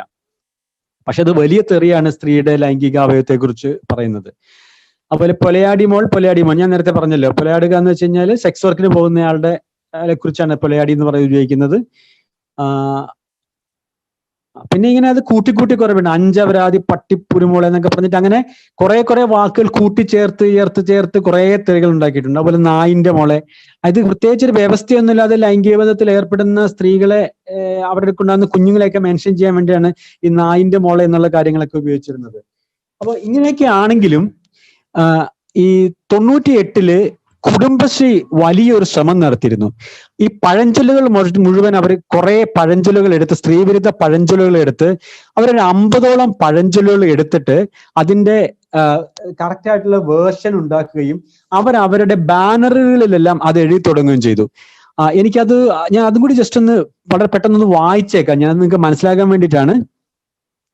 അണയാ വിളക്കാണ് സ്ത്രീ, അറിവിൻ പൊരുളാണ് സ്ത്രീ, കരയാനല്ല കരുത്തേകാനാണ് സ്ത്രീ ജന്മം, അറിയണം അത് നിങ്ങൾ പറയണം വനിതകൾ ഉലകിന്റെ അമ്മമാർ, വഴിവക്കിലെ ചതിക്കുഴികളിൽ വീഴുന്ന പിടയുന്ന സ്ത്രീയല്ല ഞാൻ, സ്ത്രീകൾ വെറും ഗുണഭോക്താക്കളല്ല വികസനത്തിന്റെ പങ്കാളികളാണ്, തുല്യ ജോലി തുല്യവേതനം തുല്യനീതി, കണ്ണുനീരെ വിട കരുത്തെ സ്വാഗതം, അവസരങ്ങളിൽ നിന്ന് അവകാശങ്ങളിലേക്ക്, വളയിട്ട കൈകൾ കാലചക്രം തിരിക്കേണ്ട കാലമായി, തുല്യത വികസനം സമാധാനം, സ്ത്രീ നിന്റെ ആവശ്യങ്ങളും പ്രശ്നങ്ങളും തിരിച്ചറിയുക, ഉണരൂ സ്ത്രീ ശക്തിയുടെ ആരവമായി മുന്നേറാം, ശാക്തീകരിക്കൂ കേരള വികസനത്തിൽ പങ്കാളികളാകൂ, ഉയരും ഞാൻ നാടാകെ പടരും ഞാൻ ഒരു പുത്തൻ ഉയർ നാടിനേകിക്കൊണ്ടുണരും വീണ്ടും, കുടുംബശ്രീ നാടിന്റെ മുഖശ്രീ, സ്ത്രീ പദവി ഉയരട്ടെ സ്ത്രീ ശക്തി വളരട്ടെ, വരും തലമുറ സൃഷ്ടിപ്പതും സ്ത്രീ വരുവാനുള്ളത് ചിന്തിപ്പതും സ്ത്രീ, ഉണരുക സ്ത്രീ മഹത്വമേ ഉണർത്തുക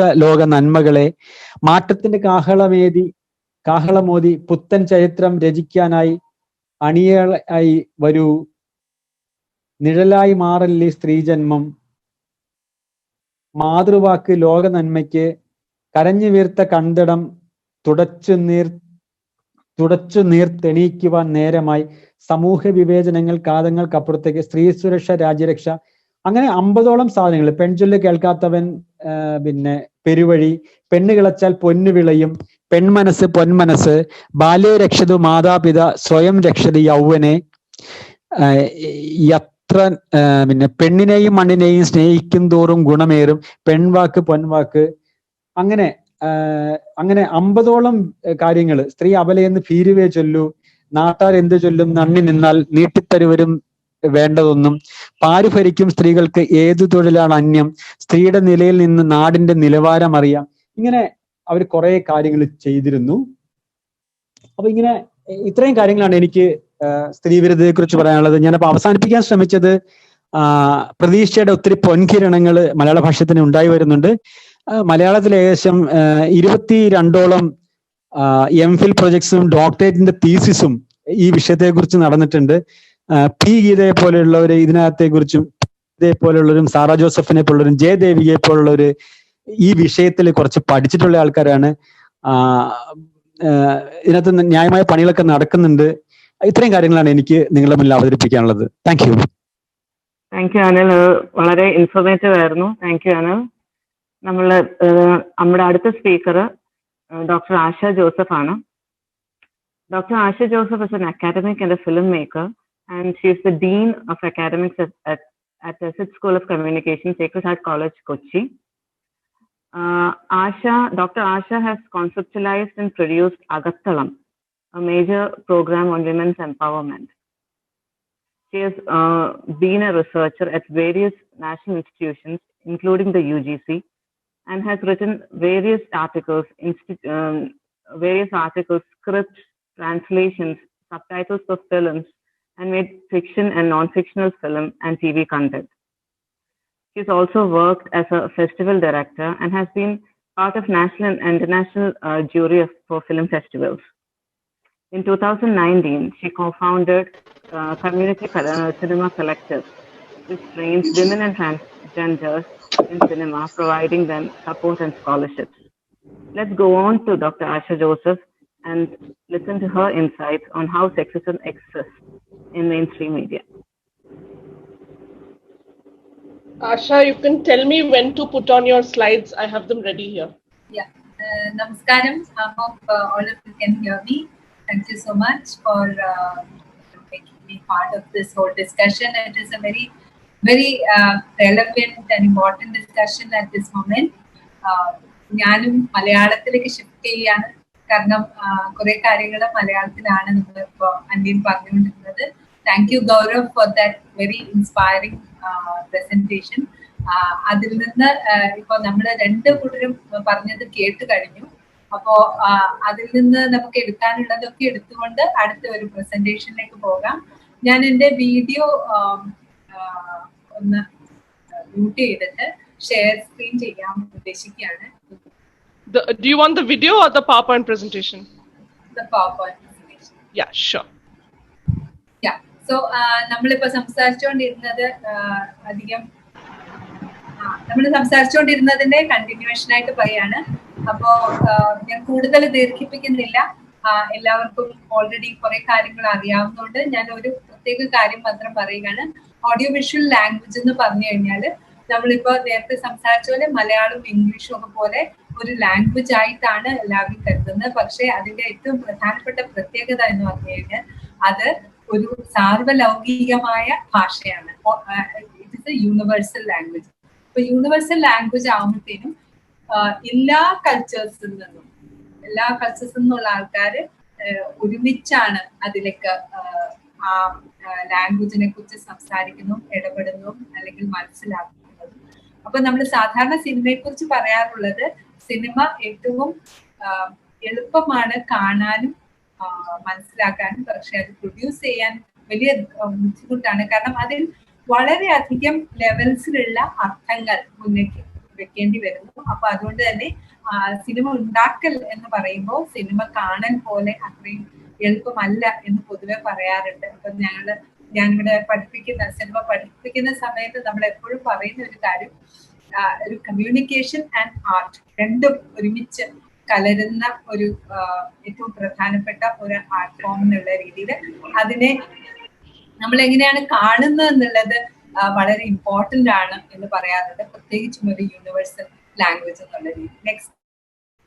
അപ്പൊ നമ്മള് സാധാരണ മനസ്സിലാക്കുന്നത് ഈ എന്താ പറയാ, നമ്മുടെ എല്ലാ ലാംഗ്വേജസും പൊതുവെയുള്ള എല്ലാ ലാംഗ്വേജസും നമുക്കറിയാം ഈ ലാംഗ്വേജ് ഇന്ററാക്ട് ചെയ്യുന്നത് ടോട്ടലായിട്ട് നമ്മുടെ മനുഷ്യന്റെ മൊത്തമായിട്ടുള്ള ജീവിതത്തോടാണ്, ഏതൊരു ലാംഗ്വേജ് ആണെങ്കിലും. അപ്പോൾ ഓഡിയോ വിഷ്വൽ ലാംഗ്വേജ് ഏറ്റവും പ്രധാനമായിട്ട് മനുഷ്യനോട് ഇന്ററാക്ട് ചെയ്യുന്നത് സൊസൈറ്റിയുടെ റിലേഷനിലാണ് നമ്മൾ മനസ്സിലാക്കുന്നത്. അതുകൊണ്ട് നമ്മൾ അറിയേണ്ട കാര്യം, നമ്മൾ പണ്ട് തൊട്ടേ ഏറ്റവും മുന്നേ തൊട്ടേ നമുക്ക് കുറെ അധികം ഓഡിയോ വിഷ്വൽ ഇൻപുട്സ് ഉള്ള ലാംഗ്വേജസ് നമുക്കുണ്ടായിരുന്നു. പ്രത്യേകിച്ച് നമ്മൾക്കറിയാം, നമ്മുടെ ഏറ്റവും ആദ്യം മനുഷ്യൻ ചെയ്തു എന്ന് പറയുന്നത് ഗുഹാചിത്രങ്ങൾ വരയ്ക്കുക എന്നുള്ളതാണ്. അപ്പൊ വിഷ്വലുമായിട്ടും ഓഡിയോയുമായിട്ടും നമ്മുടെ ബന്ധം വളരെ വളരെ നേരത്തെ മുതലുള്ളതാണെങ്കിൽ പോലും ഇപ്പോ 20-ാം നൂറ്റാണ്ട് മുതൽ നമ്മൾ കാണുന്നതെന്ന് വെച്ച് കഴിഞ്ഞാൽ ഇതിനെ രണ്ടിനെയും കോർത്തിണക്കി നമ്മളൊരു ടെക്നോളജിയുടെ അല്ലെങ്കിൽ ഫോട്ടോഗ്രാഫി, വീഡിയോഗ്രാഫി ഇത്തരം കാര്യങ്ങളുടെ എല്ലാം മികവോടുകൂടി നമ്മളൊരു പ്രത്യേക ലാംഗ്വേജ് സിസ്റ്റമായിട്ട് ടെക്നോളജിയുടെ സഹായത്തോടു കൂടിയാണ് ഈ സിനിമ അല്ലെങ്കിൽ ടെലിവിഷൻ എന്ന് പറയുന്ന ലാംഗ്വേജസിനൊക്കെ കൊണ്ടുവരുന്നത്. അപ്പൊ നമുക്ക് മനസ്സിലാകുന്ന കാര്യം എന്ന് വെച്ച് കഴിഞ്ഞാൽ നമ്മള്, അതായത് പഴയ ജനറേഷനിലുള്ള ആൾക്കാരും പുതിയ ജനറേഷനിലുള്ള ആൾക്കാരും തമ്മിലുള്ള ഏറ്റവും പ്രധാനപ്പെട്ട വ്യത്യാസം അവർക്ക് ഈ ലാംഗ്വേജ് വളരെ വളരെ ഈസി ആണെന്നുള്ളതാണ്. അതായത് നമ്മള് ഇപ്പൊ കുറച്ച് നേരത്തെ ജനിച്ച ആൾക്കാരും പിന്നീട് ജനിച്ച ആൾക്കാരും തമ്മിലുള്ള പ്രധാന വ്യത്യാസം ടെക്നോളജി വളരെ മുന്നോട്ട് ഈസി ആയിട്ട് പുതിയ ജനറേഷന് കമ്മ്യൂണിക്കേറ്റ് ചെയ്യാൻ പറ്റുന്നത് പോലെ പഴയ ജനറേഷന് കമ്മ്യൂണിക്കേറ്റ് ചെയ്യാൻ പറ്റുന്നില്ല എന്നുള്ളതാണ്. Next slide please. എന്നാൽ അതേസമയം നമുക്ക് മനസ്സിലാവുന്നത് പുതിയ ജനറേഷനെ ഏറ്റവും കൂടുതൽ മാനിപ്പുലേറ്റ് ചെയ്യാനും അവരെ എന്താ പറയുക ഇൻഫ്ലുവൻസ് ചെയ്യാനും ഏറ്റവും കൂടുതൽ കഴിവുള്ളതും ഇതേ മാധ്യമത്തിന് തന്നെയാണ്. Next slide. അപ്പോ നമ്മൾ ഏതൊരു ലാംഗ്വേജ് സിസ്റ്റത്തെയും കുറിച്ച് സംസാരിക്കുമ്പോൾ നമുക്ക് ഏറ്റവും പ്രധാനമായിട്ട് നമുക്ക് മനസ്സിലാകുന്ന ഒരു കാര്യം, നിങ്ങൾ ഇവിടെ കാണുന്ന പോലെ നമ്മുടെ working system of communication in the period and in the community where it is used എന്ന് പറയുന്ന അത് ലാംഗ്വേജ് ഏതൊരു ലാംഗ്വേജിനെ സംബന്ധിച്ചും അങ്ങനെയാണ്. അപ്പോൾ ഏതൊരു പീരീഡിലാണോ ഏതൊരു കമ്മ്യൂണിറ്റിയിലാണോ ഈ ലാംഗ്വേജ് വർക്ക് ചെയ്യുന്നത് അതാണ് പ്രധാനം. അപ്പൊ ഇപ്പൊ നമ്മുടെ വർക്കിംഗ് സിസ്റ്റം എന്ന് പറയാനാണ് ശ്രമിക്കുന്നത്. അപ്പോൾ നമ്മൾ ഒരു കൺസ്യൂമർ സിസ്റ്റത്തിലാണ് വർക്ക് ചെയ്യുന്നത് പ്രധാനമായിട്ടും. അപ്പോൾ കൺസ്യൂമർ എന്ന് പറയുന്ന സ്പെക്ടേറ്റർ ആണ് അല്ലെങ്കിൽ വ്യൂവർ ആണ്. നമ്മൾ എല്ലാവരും കൺസ്യൂമേഴ്സ് ആണ്. ആക്ച്വലി ഈ പ്രത്യേക ലാംഗ്വേജിന്റെ കൺസ്യൂമേഴ്സ് ആയിട്ടാണ് വരുന്നത്. നമ്മൾ ബേസിക്കലി എന്റർടൈൻ ചെയ്യപ്പെടുക എന്നുള്ള ഒരു ഉദ്ദേശത്തോടു കൂടിയാണ് ഏതൊരു സിനിമയുടെയും ടെലിവിഷൻ സ്ക്രീനിന്റെ മുമ്പിൽ ഇരിക്കുന്നത്. അപ്പോ ഈ കൺസ്യൂമർ അതുപോലെ അത് പ്രൊഡ്യൂസ് ചെയ്യുന്ന ആരാണോ മേക്കർ, അല്ലെങ്കിൽ അതിനെ പൈസ കൊടുത്ത് അല്ലെങ്കിൽ ഫിനാൻസ് കൊടുത്ത് അതിനെ വളർത്തിയെടുക്കുന്നത്, ആ ഒരു പ്രത്യേക ഈ സിസ്റ്റത്തിനെ, ആർട്ട് ഫോമിനെ അല്ലെങ്കിൽ ആർട്ട് ഫോമിനെ അല്ല, ആ പ്രോഡക്റ്റിനെ വളർത്തിയെടുക്കുന്നത് പ്രൊഡ്യൂസറാണ്. അപ്പൊ ഞങ്ങളെ പോലെയുള്ള ആൾക്കാരൊക്കെ ഇപ്പൊ മേക്കർ എന്ന് പറയുന്നത് വളരെ ഇമ്പോർട്ടന്റ് ആയിട്ടുള്ള ഒരു ഏരിയയാണ് എന്ന് വേണമെങ്കിൽ പറയാം. പിന്നെ ആ പ്രോഡക്റ്റ് എന്ന് പറയുന്നത് നമ്മൾ യഥാർത്ഥത്തിൽ ചെയ്യുന്ന, നേരത്തെ പറഞ്ഞ പോലെ സ്പേസ് ആൻഡ് ടൈമിനെ യൂസ് ചെയ്തുകൊണ്ട് നമ്മൾ ഒരു ഓഡിയോ വിഷ്വൽ പ്രോഡക്റ്റ് ഉണ്ടാക്കുകയാണ്. അപ്പൊ അത് ബേസിക്കലി ഒരു പ്രോഡക്റ്റ് ചെയ്യുന്നത് എന്താണ്? അത് transaction of values in the സൊസൈറ്റിയാണ്. അപ്പൊ നേരത്തെ ഉള്ള രണ്ട് സ്പീക്കേഴ്സും പറഞ്ഞതുപോലെ ഈ transaction of values in society എന്ന് പറയുന്നത് വളരെ ചെയ്യുന്നത്, അതായത് എല്ലാതും ഒരു സ്പെക്ടേറ്ററിനെ കാണിക്കാൻ വേണ്ടിയിട്ട് ഒരു പ്രൊഡ്യൂസർ ഒരു സെറ്റ് ഓഫ് വാല്യൂസ് കൊണ്ട് ഉണ്ടാക്കുന്ന പ്രോഡക്റ്റ് ആയിട്ടാണ് നമ്മൾ ഏതോ ഒരു ഓഡിയോ വിഷ്വൽ പ്രോഗ്രാമിനെയും ഫിലിമിനെ ആണെങ്കിലും ടെലിവിഷൻ ആണെങ്കിലും ഒക്കെ എടുക്കുന്നത്. അപ്പോ നമ്മൾ പറഞ്ഞതുപോലെ ഈ പർട്ടിക്കുലർ കമ്മ്യൂണിക്കേഷൻ സിസ്റ്റത്തില് ഇന്നത്തെ പീരീഡും കമ്മ്യൂണിറ്റിയും ഒക്കെ വെച്ച് നോക്കുമ്പോൾ ഇന്നത്തെ ഒരു അവസ്ഥ എന്താണ് എന്ന് നമ്മൾ നോക്കുമ്പോൾ, നമ്മുടെ ഇന്നത്തെ എക്കണോമിക് സോഷ്യൽ കൾച്ചറൽ സിസ്റ്റം ഒരു ഉദ്യോഗസ്ഥന്മാരും അതുപോലെ പിന്നെ വ്യവസായികളും തമ്മിൽ ചേർന്ന് നിൽക്കുന്ന ഒരു ക്യാപിറ്റലിസ്റ്റ് സിസ്റ്റത്തിലാണ് നമ്മൾ വർക്ക് ചെയ്യുന്നത്. അപ്പൊ അതിന് നമ്മൾ ക്രോണിക് ക്യാപിറ്റലിസം എന്നാണ് പറയുന്നത്. അപ്പൊ നമുക്ക് ഇപ്പോൾ ഉള്ള സോഷ്യൽ സ്ട്രക്ചർ എന്ന് പറഞ്ഞാൽ പാട്രിയാർക്കൽ ഫാമിലി, അതായത് ഒരു ഫാമിലിയുടെ സെന്ററിൽ ഇരിക്കുന്നത് അല്ലെങ്കിൽ ഒരു ഫാമിലിയുടെ ലീഡറായിട്ട് ഇരിക്കുന്ന ആള് എപ്പോഴും ഒരു പുരുഷനായിരിക്കും എന്നുള്ള പോയിന്റിൽ നിന്നാണ് നമ്മൾ എപ്പോഴും തുടങ്ങുന്നത്. പിന്നെ അതേപോലെ തന്നെയാണ് നമ്മുടെ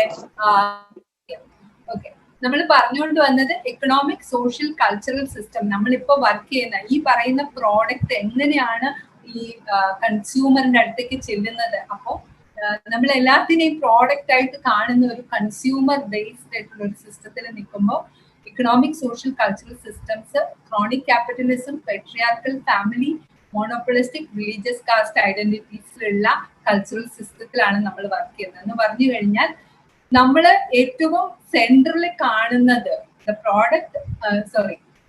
ഈ ലാംഗ്വേജ് സിസ്റ്റം എന്ന് പറയുന്നത് ഒരു ഹിസ്റ്ററിയുടെ പ്രോഡക്റ്റും കൂടിയാണ്. ഇതുവരെ നമ്മൾ എവിടെയാണ് വന്ന് നിൽക്കുന്നത് എന്നുള്ളത് വളരെ പ്രധാനമാണ്. അപ്പോ അത് എവിടെയാണ് നിൽക്കുന്നത് നമ്മൾ നോക്കുമ്പോൾ മനസ്സിലാവുന്ന കാര്യം, ഈ പവർ, അതായത് ഈ ലാംഗ്വേജിന്റെ പവർ അറൌണ്ട് സെന്റർ ചെയ്തിരിക്കുന്നത് ഒരു ഹെറ്ററോനോർമേറ്റീവ് അപ്പർ കാസ്റ്റ് മെയിലിലാണ്. അതായത് ഈ ലാംഗ്വേജിന്റെ പവർ അല്ലെങ്കിൽ ഇത് കൈകാര്യം ചെയ്യാനുള്ള ഏറ്റവും പ്രധാനപ്പെട്ട ആൾ എന്നുള്ള രീതിയിൽ നമ്മൾ കാണുന്നത് ആരാണ്, who is telling the story. ഇപ്പം സിനിമയിലാണെങ്കിലും ടെലിവിഷനിലാണെങ്കിലും നമ്മൾ സ്റ്റോറി ടെല്ലിംഗ് എന്നാണ് പറയുന്നത്.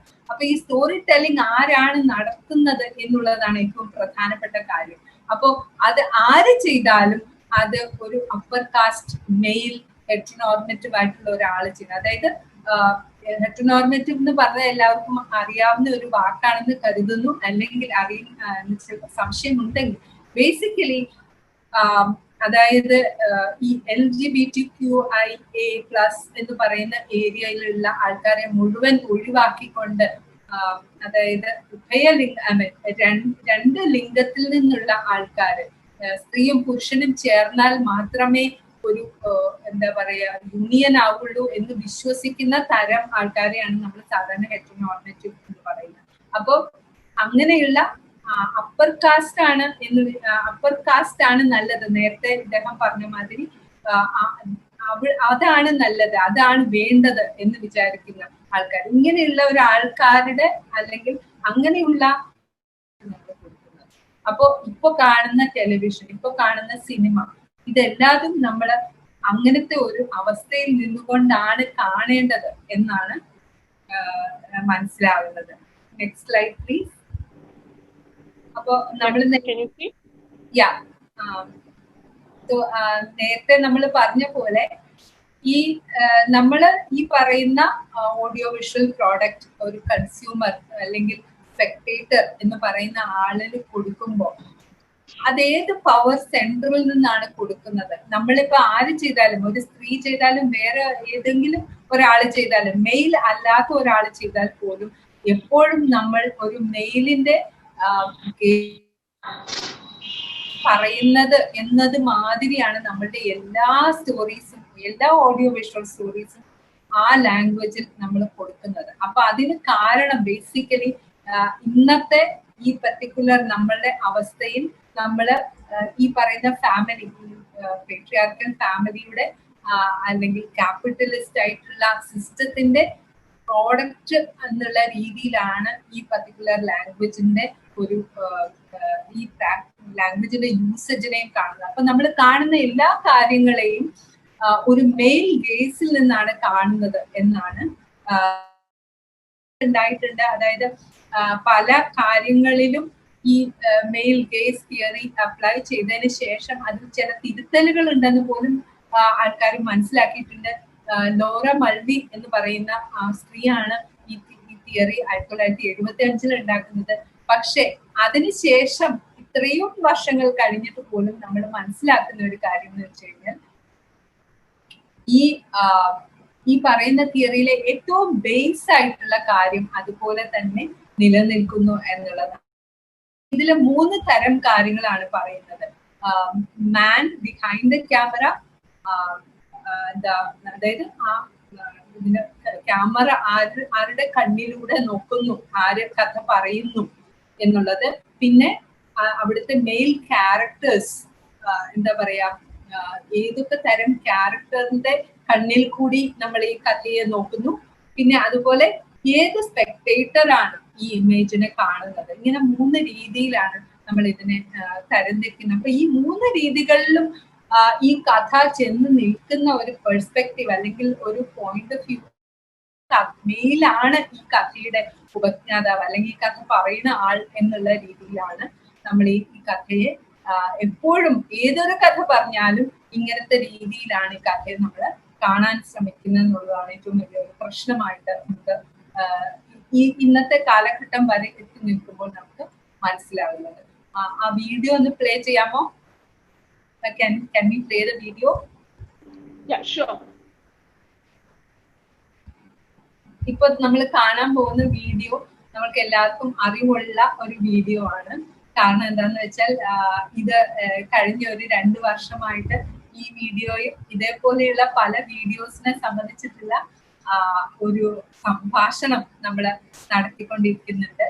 അപ്പോ നിങ്ങൾക്കറിയാം, പാർവതി തിരുവോത്ത് എന്ന് പറഞ്ഞ ആള് ഒരു പ്രത്യേക സാഹചര്യത്തിൽ എന്തോ സംസാരിക്കുന്ന വഴിക്ക് നമ്മള് കസബ എന്ന് പറയുന്ന ആ സിനിമയെ കുറിച്ച് പറയുകയും അതിനുശേഷം ആ സിനിമയിൽ ഉള്ള ഒരു രംഗത്തെ കുറിച്ച് പറയുകയും ആ രംഗത്തെ കുറിച്ച് പറഞ്ഞത് കൊണ്ട് തന്നെ വളരെ കാര്യമായിട്ടുള്ള ക്രിറ്റിസിസം ഉണ്ടാവുകയും ഒക്കെ ചെയ്ത ഒരു അങ്ങനെയുള്ള ഒരു വീഡിയോ ആണ്. നിങ്ങൾക്ക് എല്ലാവർക്കും അറിയാവുന്ന ഒരു രംഗമാണത്.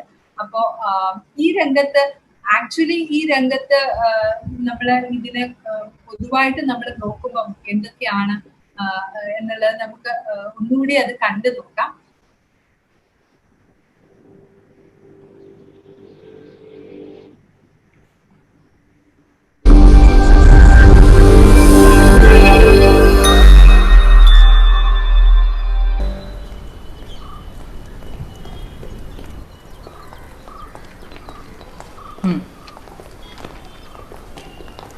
ഹേ ദേഖ്, ആ കുണിങ്ങി വരുന്ന ആളെ കണ്ടില്ലേ?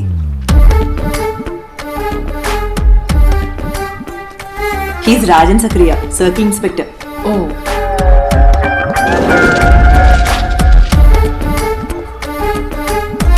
तुम पूछ रही थी ना, the most cocky officer around, ये वही है. इसकी चीज बड़ी कमाल की है. अच्छा, you carry on. I'll join you later.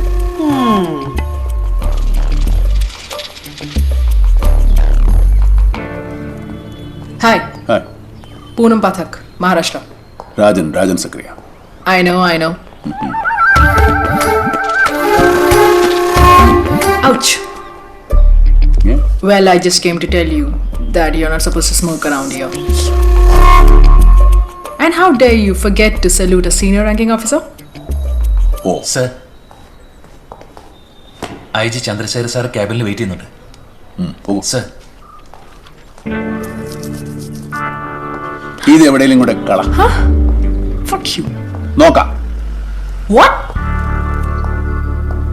Madam, pardon me for not saluting you. I'll make it up to you. And I bet you will walk wrong for a week.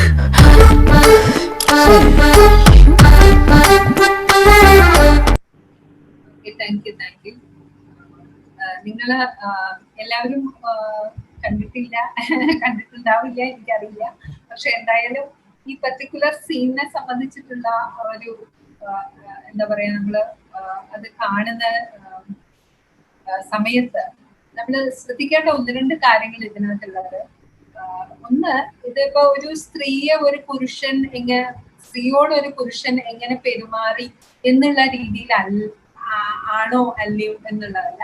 പക്ഷെ നമ്മൾ അത് ആക്ച്വലി ഈ സ്ത്രീയെ ഒരു പുരുഷൻ ആ character വേറൊരു ക്യാരക്ടറോട് എങ്ങനെ പെരുമാറി എന്നുള്ളതിനേക്കാൾ നേരത്തെ നമ്മൾ പറഞ്ഞതുപോലെ, അതായത് ഒരു ഫിലിം മേക്കറുടെ കണ്ണിൽ നിന്ന് ഇതെങ്ങനെയാണ് കാണുക, ഒരു മെയിൽ ക്യാരക്ടറുടെ കണ്ണിൽ നിന്ന് ഇതെങ്ങനെയാണ്, അതുപോലെ ഒരു മെയിൽ പെർസ്പെക്റ്റീവിൽ നിന്ന് ഒരു പുരുഷ നോട്ടമുള്ള ഏതൊരു സമൂഹത്തിലെ ഒരു മെമ്പറുടെ കണ്ണിൽ നിന്നും എങ്ങനെയാണ് ഈ പർട്ടിക്കുലർ സീൻ നമ്മൾ കാണുക എന്നുള്ളത് ഒരു പ്രധാനപ്പെട്ട ചോദ്യമായിട്ടാണ് നമ്മുടെ മുന്നിൽ വെക്കുന്നത്.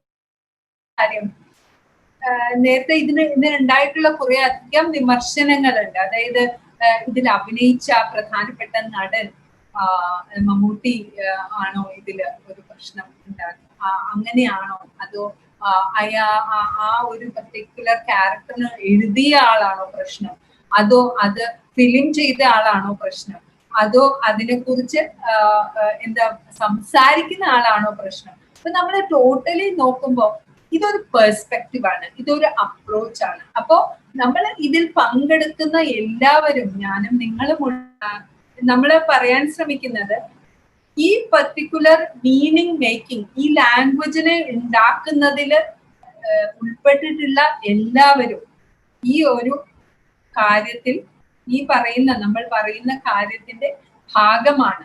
അപ്പൊ ഈ രീതിയിൽ തന്നെ, അതായത് ഒരു കാര്യം നമ്മൾ എങ്ങനെയാണോ എക്സ്പ്രസ് ചെയ്യുന്നത്, ആ എക്സ്പ്രസ് ചെയ്യുന്നതിനെ സംബന്ധിക്കുന്ന ഒരു അണ്ടർസ്റ്റാൻഡിങ് ഈ ഒരു പെർസ്പെക്റ്റീവിൽ നിന്നാണ് ഉണ്ടാകുന്നത്. അല്ലാതെ ഇതാരാണ് ഇതിന്റെ ക്യാമറ ചെയ്തത്, ഇതാരാണ് ഇതിന്റെ ഡയലോഗുകൾ എഴുതിയത്, ആരാണ് അഭിനയിച്ചത് എന്നുള്ളതിനേക്കാൾ ബേസിക്കലി എങ്ങനെയാണ് ഈ ടോട്ടൽ ആയിട്ടുള്ള അപ്രോച്ച്, ഈ ഓഡിയോ വിഷ്വൽ ലാംഗ്വേജ് എങ്ങനെയാണ് നമ്മുടെ സമൂഹത്തിൽ ഇങ്ങനെ നിലനിൽക്കാൻ കാരണം എന്നുള്ളത് നമ്മൾ മനസ്സിലാക്കേണ്ട ആവശ്യമുണ്ട്. അതിനെ എങ്ങനെയാണ് നമ്മൾ കാണേണ്ടത് എന്നുള്ള ആവശ്യമുണ്ട്. അപ്പൊ നിങ്ങൾ ലാസ്റ്റ് സ്ലൈഡിൽ പറയുന്നത്, നമുക്ക് പറയാൻ ശ്രമിക്കുന്ന ഈ ഗെയ്സ് നമുക്ക് അറിയാവുന്നതുപോലെ വളരെ എളുപ്പമുള്ള ഒരു പരിപാടി അല്ല. ബേസിക്കലി ഈ ഗെയ്സിനെ സംബന്ധിച്ച് നമ്മൾ മനസ്സിലാക്കുക, അതായത് നമ്മൾ ഇങ്ങനെയാണ് കാണുന്നത്, അത് ഒരു പുരുഷനാണെങ്കിലും സ്ത്രീ ആണെങ്കിലും ഈ സമൂഹത്തിലെ ഈ ഒരു സിസ്റ്റം ഫോളോ ചെയ്യുന്ന, ഈ ഒരു ലാംഗ്വേജ് സിസ്റ്റം ഫോളോ ചെയ്യുന്ന ഏതൊരാളും ഈ ഒരു കണ്ണിൽ കൂടി കാണാനാണ് പഠിച്ചിട്ടുള്ളത് എന്നുള്ളത് നമ്മൾ മനസ്സിലാക്കേണ്ട ആവശ്യമുണ്ട്. അങ്ങനെ മനസ്സിലാക്കി കഴിഞ്ഞാൽ നമ്മൾ പിന്നെ വേറെ ഏത് തരം കാര്യങ്ങൾ നമുക്ക് ആ പെർസ്പെക്റ്റീവ് എന്താണ്, ഈ നമ്മൾ കാണുന്ന ഈ അപ്രോച്ച് എങ്ങനെയാണ് നമുക്ക് തിരുത്താൻ സാധിക്കുക എന്നുള്ള ഒരു വിമർശനം അല്ലെങ്കിൽ ഒരു ചിന്ത നമ്മുടെ മനസ്സിന്റെ ഉള്ളിൽ എപ്പോഴും അങ്ങനെ മാത്രമേ വരുള്ളൂ. നമ്മൾ അതിനെക്കുറിച്ച് അവെയർ ആകുക എന്നുള്ളതാണ് ഏറ്റവും പ്രധാനപ്പെട്ട കാര്യം. അതിനുശേഷമാണ് പിന്നെ ഈ കണ്ടന്റ് നമ്മളുടേതായ രീതിയിൽ വ്യത്യസ്തമായ കാഴ്ച എങ്ങനെ ഉണ്ടാക്കാൻ പറ്റും എന്നുള്ളത് അതിന്റെ അടുത്ത പടിയാണ്. ഏറ്റവും ആദ്യമായിട്ട് നമ്മൾ ഈ കണ്ടന്റിനെ കുറിച്ച് അവെയർ ആവുക എന്നുള്ളതാണ്. അപ്പൊ ഇന്നത്തെ ലോകത്ത് വേറെ പല രീതിയിലും ഈ കണ്ടന്റിനെ കുറിച്ച് അവെയർ ആകാനുള്ള എന്താ പറയാ പല ശ്രമങ്ങളും നടത്തുന്നുണ്ട്. അതിന്റെ ചില ഉദാഹരണങ്ങളാണ്. ഇപ്പൊ നമ്മൾക്കറിയാം ഈ പറയുന്ന ഹോൾ ഓഡിയോ വിഷ്വൽ ലാംഗ്വേജ് എന്ന് പറയുന്ന ടെലിവിഷൻ, സിനിമ, ഈ ടെക്നോളജിക്കൽ അഡ്വാൻസ്മെന്റ് എന്നൊക്കെ പറയുന്ന കാര്യങ്ങളെല്ലാതും ഈ 20ാം നൂറ്റാണ്ടിലെ ടെക്നോളജിക്കൽ അഡ്വാൻസ്മെന്റ്സ് അതിൽ നിന്ന് കൂടുതൽ ഉണ്ടായിട്ടുള്ളതാണ്. അപ്പോ പാശ്ചാത്യ സംസ്കാരം എന്ന് നമ്മൾ നേരത്തെ പലപ്പോഴും പറയുന്ന പോലെ പാശ്ചാത്യ രാജ്യങ്ങളാണ് ഇതിന് കൂടുതൽ നേതൃത്വം വഹിച്ചിട്ടുള്ളത്. ഇന്ത്യയിലെ ഓഡിയോ വിഷ്വൽ സംസ്കാരം എന്തായിരുന്നു, എന്താണ് ഇന്നെന്താണ് എന്നുള്ളത് നമ്മൾ കുറച്ചുകൂടി. അപ്പൊ ഹോളിവുഡ് ആണ് ഇതിന് ഇങ്ങനത്തെ ഒരു എന്ന് വെച്ചാൽ നമ്മളിപ്പോ കണ്ടത് ഒരു മലയാള സിനിമയുടെ ക്ലിപ്പിംഗ് ആണെങ്കിൽ പോലും ഹോളിവുഡ് ആണ് ഇങ്ങനത്തെ ഒരു സാംസ്കാരികമായിട്ടുള്ള ഇങ്ങനെ ഒരു ലാംഗ്വേജ് സിസ്റ്റത്തിനെ പ്രൊമോട്ട് ചെയ്യുന്നതെന്നുള്ളത് കൊണ്ട് തന്നെ ഇപ്പൊ കഴിഞ്ഞ 2018 തൊട്ട് നമുക്കറിയാം മീ ടു മൂവ്മെന്റ് ഒക്കെ ഉണ്ടാകുന്നതിന് തൊട്ട് മുന്നേ അല്ലെങ്കിൽ അതിന് കുറച്ച് ഒരു 2-3 വർഷങ്ങൾക്ക് മുന്നേ, ഒരു 5 വർഷത്തിന്റെ ഇടയ്ക്ക് വലിയൊരു ചേഞ്ച് ഈ ഒരു ഏരിയയിൽ ഉണ്ടായിട്ടുണ്ട്. അതായത് അക്കാഡമി ഓഫ് മോഷൻ പിക്ചേഴ്സ്, അതായത് ഓസ്കർ കൊടുക്കുന്ന ആ പെർട്ടിക്കുലർ അക്കാഡമി തന്നെ അവരുടെ ചിന്തയിൽ മാറ്റം വരുത്താനായിട്ട് അവരുടെ മെമ്പേഴ്സിനെ തന്നെ പുരുഷന്മാരും സ്ത്രീകളും എന്നുള്ള രീതിയിൽ ആ മെമ്പേഴ്സിന്റെ വോട്ടിംഗ് പാറ്റേൺ തന്നെ മാറ്റിക്കൊണ്ട് കൂടുതൽ അവാർഡുകൾ പുരുഷന്മാർ ഈ നേരത്തെ പറഞ്ഞ പോലെ ഹെറ്ററോനോർമറ്റീവ് മെയിൽ എന്ന് പറയുന്ന അപ്പർ കാസ്റ്റ് മെയിൽ എന്ന് പറയുന്ന ആ ഒരു ആൾക്കാരിൽ നിന്ന് അവരുടെ ഫോക്കസ് മാറ്റിക്കൊണ്ട് സ്ത്രീകൾ, LGBTQIA ഈ പറയുന്ന ആൾക്കാർക്കൊക്കെയും കുറച്ചുകൂടി എന്താ പറയാ അവരെ കണ്ടുകൊണ്ട് അവരുടെ കഥകൾ പറയാനുള്ള ശ്രമം ഹോളിവുഡ് നടത്തിക്കൊണ്ടിരിക്കുന്നുണ്ട്. അപ്പൊ അതേപോലെ തന്നെ സ്ത്രീകൾ മുന്നോട്ട് വരുന്നത് കൊണ്ട് മറ്റുള്ള ആൾക്കാർ, അതായത് ഈ മറ്റു വിഭാഗത്തിൽ നിന്നുള്ള ആൾക്കാർ മുന്നോട്ട് വരുന്നത് കൊണ്ടുമാണ് ഈ ഗെയ്സിനെ കുറിച്ചും ഈ പറയുന്ന ഈ കണ്ടന്റിനെ കുറിച്ചുമുള്ള എൻറ്റയർ ചർച്ച നമുക്ക് ഉണ്ടാക്കാൻ പറ്റും. അപ്പൊ നേരത്തെ പറഞ്ഞ പോലെ ഈ ലാംഗ്വേജ് സിസ്റ്റത്തിനെ നമ്മൾ മാറ്റി തീർക്കണമെന്നുണ്ടെങ്കിൽ ഈ ലാംഗ്വേജ് കഥ പറയുന്ന ആളുടെ പവർ എന്ന് പറയുന്നത് ഈ മെയിൽ ഗേസിൽ നിൽക്കാതെ മുന്നോട്ട് വരണമെന്നുണ്ടെങ്കിൽ നമ്മൾ ഓരോരുത്തരും നമ്മൾ കാണുന്നത് എങ്ങനെയാണെന്ന് മനസ്സിലാക്കേണ്ടതായിട്ടുള്ള ആവശ്യമുണ്ട്. ആ മനസ്സിലാക്കലിൽ നിന്ന് മാത്രമേ നമുക്ക് ഈ ഗേസ് കറക്റ്റ് ചെയ്യാൻ പറ്റുള്ളൂ. അപ്പൊ അതിന്റെ ഒരു ഉദാഹരണം കൂടെ പറഞ്ഞുകൊണ്ട് തൽക്കാലം നിർത്താം. ഈ വെക്ടർ ടെസ്റ്റ് എന്ന് പറഞ്ഞിട്ട് ഒരു ടെസ്റ്റ് സാധാരണ പുറം രാജ്യങ്ങളിൽ നടത്തുന്നത് ഇപ്പോൾ നമ്മള് ബോളിവുഡിലൊക്കെ നടത്തി വരുന്നുണ്ട്. അതിന്റെ ബേസിക് ആയിട്ടുള്ള ഉദ്ദേശം എന്ന് പറഞ്ഞാൽ ഓരോ സിനിമയില് ഈ ടെസ്റ്റ് ഇങ്ങനെയാണ്. ഈ ടെസ്റ്റ് പ്രത്യേകിച്ച് ഒരു എന്തെങ്കിലും പ്രത്യേക കാര്യം നേടാൻ വേണ്ടിയിട്ടുള്ള ടെസ്റ്റ് ഒന്നുമല്ല. പക്ഷെ ഇത് ജെൻഡർ ഈക്വാളിറ്റി ഒരു സിനിമയിൽ ഉണ്ടോ എന്ന് അന്വേഷിക്കുന്ന ഒരു ടെസ്റ്റാണ്. അപ്പം ഈ ജെൻഡർ ഈക്വാലിറ്റിയെ കുറിച്ച് മനസ്സിലാക്കാൻ വേണ്ടിയിട്ട് ഒരു സിനിമയിലെ ഈ രംഗങ്ങൾ അങ്ങോട്ടും ഇങ്ങോട്ടും എന്താ പറയാ പുരുഷന്മാരെ കുറിച്ചിട്ടുള്ളതല്ലാതെ അവരവരുടെ ജീവിതത്തെ കുറിച്ച് എന്തെങ്കിലും അങ്ങോട്ടും ഇങ്ങോട്ടും സംസാരിക്കുന്നുണ്ടോ എന്ന് ടെസ്റ്റ് ചെയ്യുന്ന ഒരു രീതിയാണ് ഈ ടെസ്റ്റിനുള്ളത്. അപ്പൊ പല സിനിമകളും ഈ ടെസ്റ്റില് പാസ്സാവാറുണ്ട്, ചിലത് പാസ്സാവാറില്ല. ഇപ്പൊ നമ്മൾ കണ്ട രംഗത്തിലൊക്കെ ഉള്ള പോലെ അതായത് അതില് ഒരു പ്രത്യേക കഥാപാത്രത്തിന്റെ പ്രശ്നമല്ല അത്. അതിലെ സ്ത്രീ കഥാപാത്രം പോലും ആ സ്ത്രീ കഥാപാത്ര നോട്ടത്തിന് ഏറ്റവും അനുയോജ്യമായ രീതിയിലാണ്. അപ്പൊ അതിലൊരു പുരുഷ കഥാപാത്രം ചെയ്യുന്ന ആ ഒരു ആക്ഷൻ മാത്രമല്ല പ്രശ്നം എന്നുള്ളത് നമുക്ക് മനസ്സിലാവണമെന്നുണ്ടെങ്കിൽ നമുക്ക് ജെൻഡർ ഈക്വാലിറ്റിയെ കുറിച്ച് നമ്മൾ ചിന്തിക്കുകയും മനസ്സിലാക്കുകയും കൂടുതൽ കൃത്യമായി മനസ്സിലാക്കുകയും ചെയ്യേണ്ട ആവശ്യമുണ്ട്. അപ്പോ ഈ പറയുന്ന തൽക്കാലം ഇത്രയും കാര്യങ്ങൾ പറഞ്ഞുകൊണ്ട് നിർത്തട്ടെ. അപ്പോ ഇത് ബേസിക്കലി നമ്മൾ പറയും സ്ത്രീകളാണ് ഒരു റിസീവിങ് എൻഡ് എന്ന് പറയും. അപ്പൊ ഇതിലും ഇപ്പൊ ഈ മെയിൽ ഗെയ്സ് ഒരു കൺസ്യൂമിങ് ദ ബോഡി എന്ന് പറയുന്ന ഒരു പോയിന്റിലേക്ക് മാത്രം നമ്മൾ കോൺസെൻട്രേറ്റ് ചെയ്തുകൊണ്ടാണ് നമ്മുടെ മൊത്തം ഓഡിയോ വിഷ്വൽ ആ സംസ്കാരം നിലനിൽക്കുന്നതെന്ന് മനസ്സിലാക്കുകയും അതിൽ നിന്ന് പുറത്തു കടക്കാനായിട്ട് നമ്മുടെ തന്നെ കാഴ്ച രീതികൾ ഉണ്ടാക്കുകയും ചെയ്യാണ് വേണ്ടത് എന്നുള്ളിടത്ത് നിർത്തട്ടെ. Thank you. Thank you, Asha ma'am. I think we can get on to the question and answer session. We have around 2 questions in the chat box. If there is any more question, if anyone would like to ask any more questions, you can just put it in the chat box. So the first question is, as we realize the discrimination starting from language, what can be done to get out of it? I think one Miss Femina has asked the question. And I think, Asha ma'am, you have already said that to be aware of our gaze, whether it's a man or a woman, how do we view the world? Is it a male gaze? Are we including others? So one step is to be aware. And I think Anil spoke about theses and PhDs being done on this subject and other aspects coming out in Malayalam language. So can one of you take the question and answer? Yeah, this is Gaurav Sajita. Yeah. So I think there's 2 aspects to this. There is the internal language, the language that we use in our heads to speak with ourselves, which comes with a lot of social conditioning, with a lot of the degree of freedom that I am given as a boy, the degree of freedom that I see my sisters get or not get, allows my gaze to be a certain way.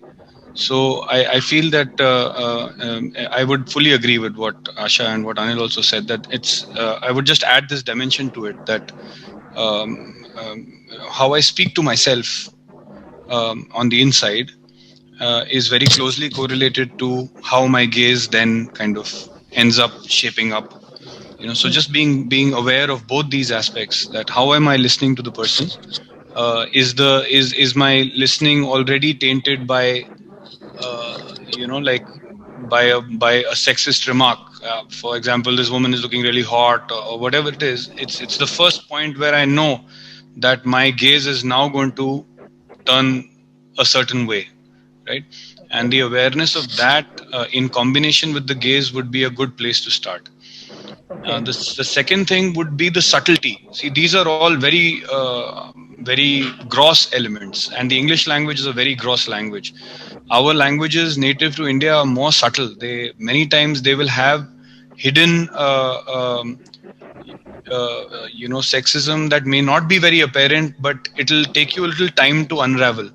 That again needs to be examined, and one needs to bring it out. One needs to question it from a neutral lens. Then again, there's a pitfall here, because as soon as I say neutral, I'm again speaking of an ideal, and I'm not including what other people might have to say. So it's very subtle. It requires very sensitive intervention.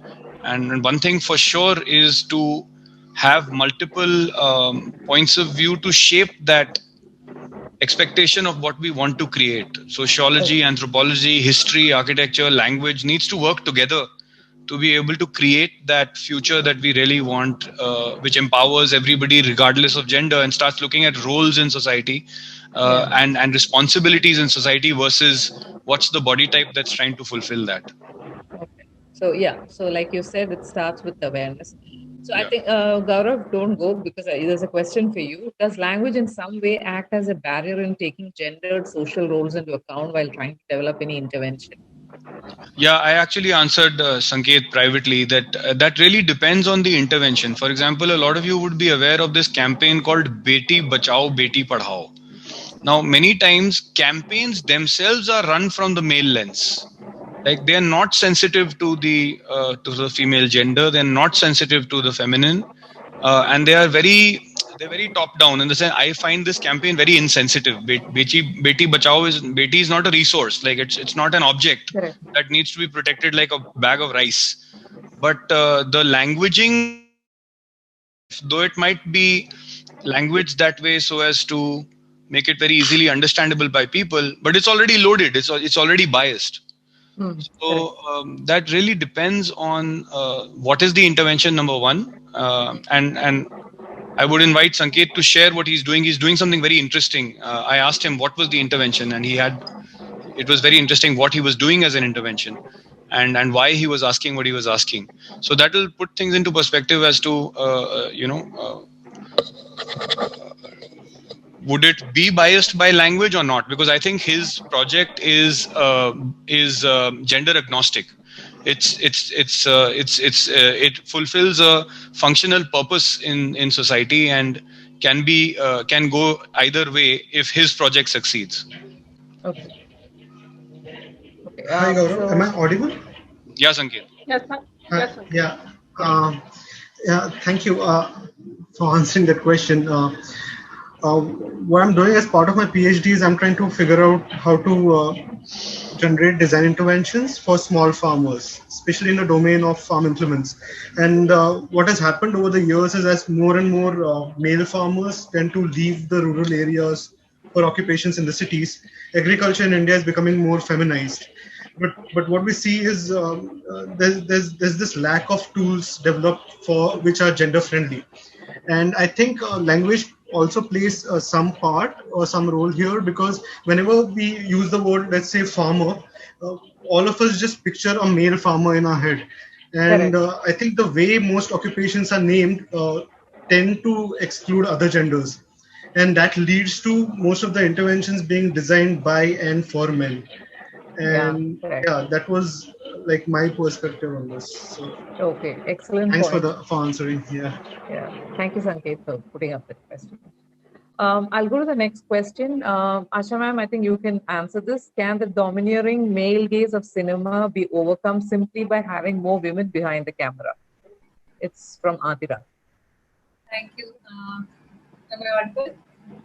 Basically, I would say it is not, with just that one step, it is not possible, because as I said, we have seen that the entire so I was trying to say is that the entire power structure has to be considered, and not just what I said about awareness is one thing.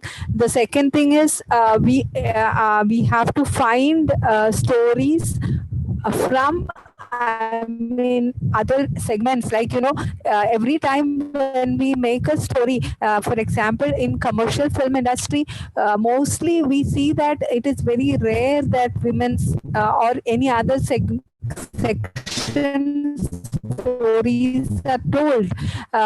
Generally the protagonists are men. So the entire change of thought, this is very important in terms of the language structure as such. The technology is all those things, the entire paraphernalia around creating stories in audiovisual medium has to change.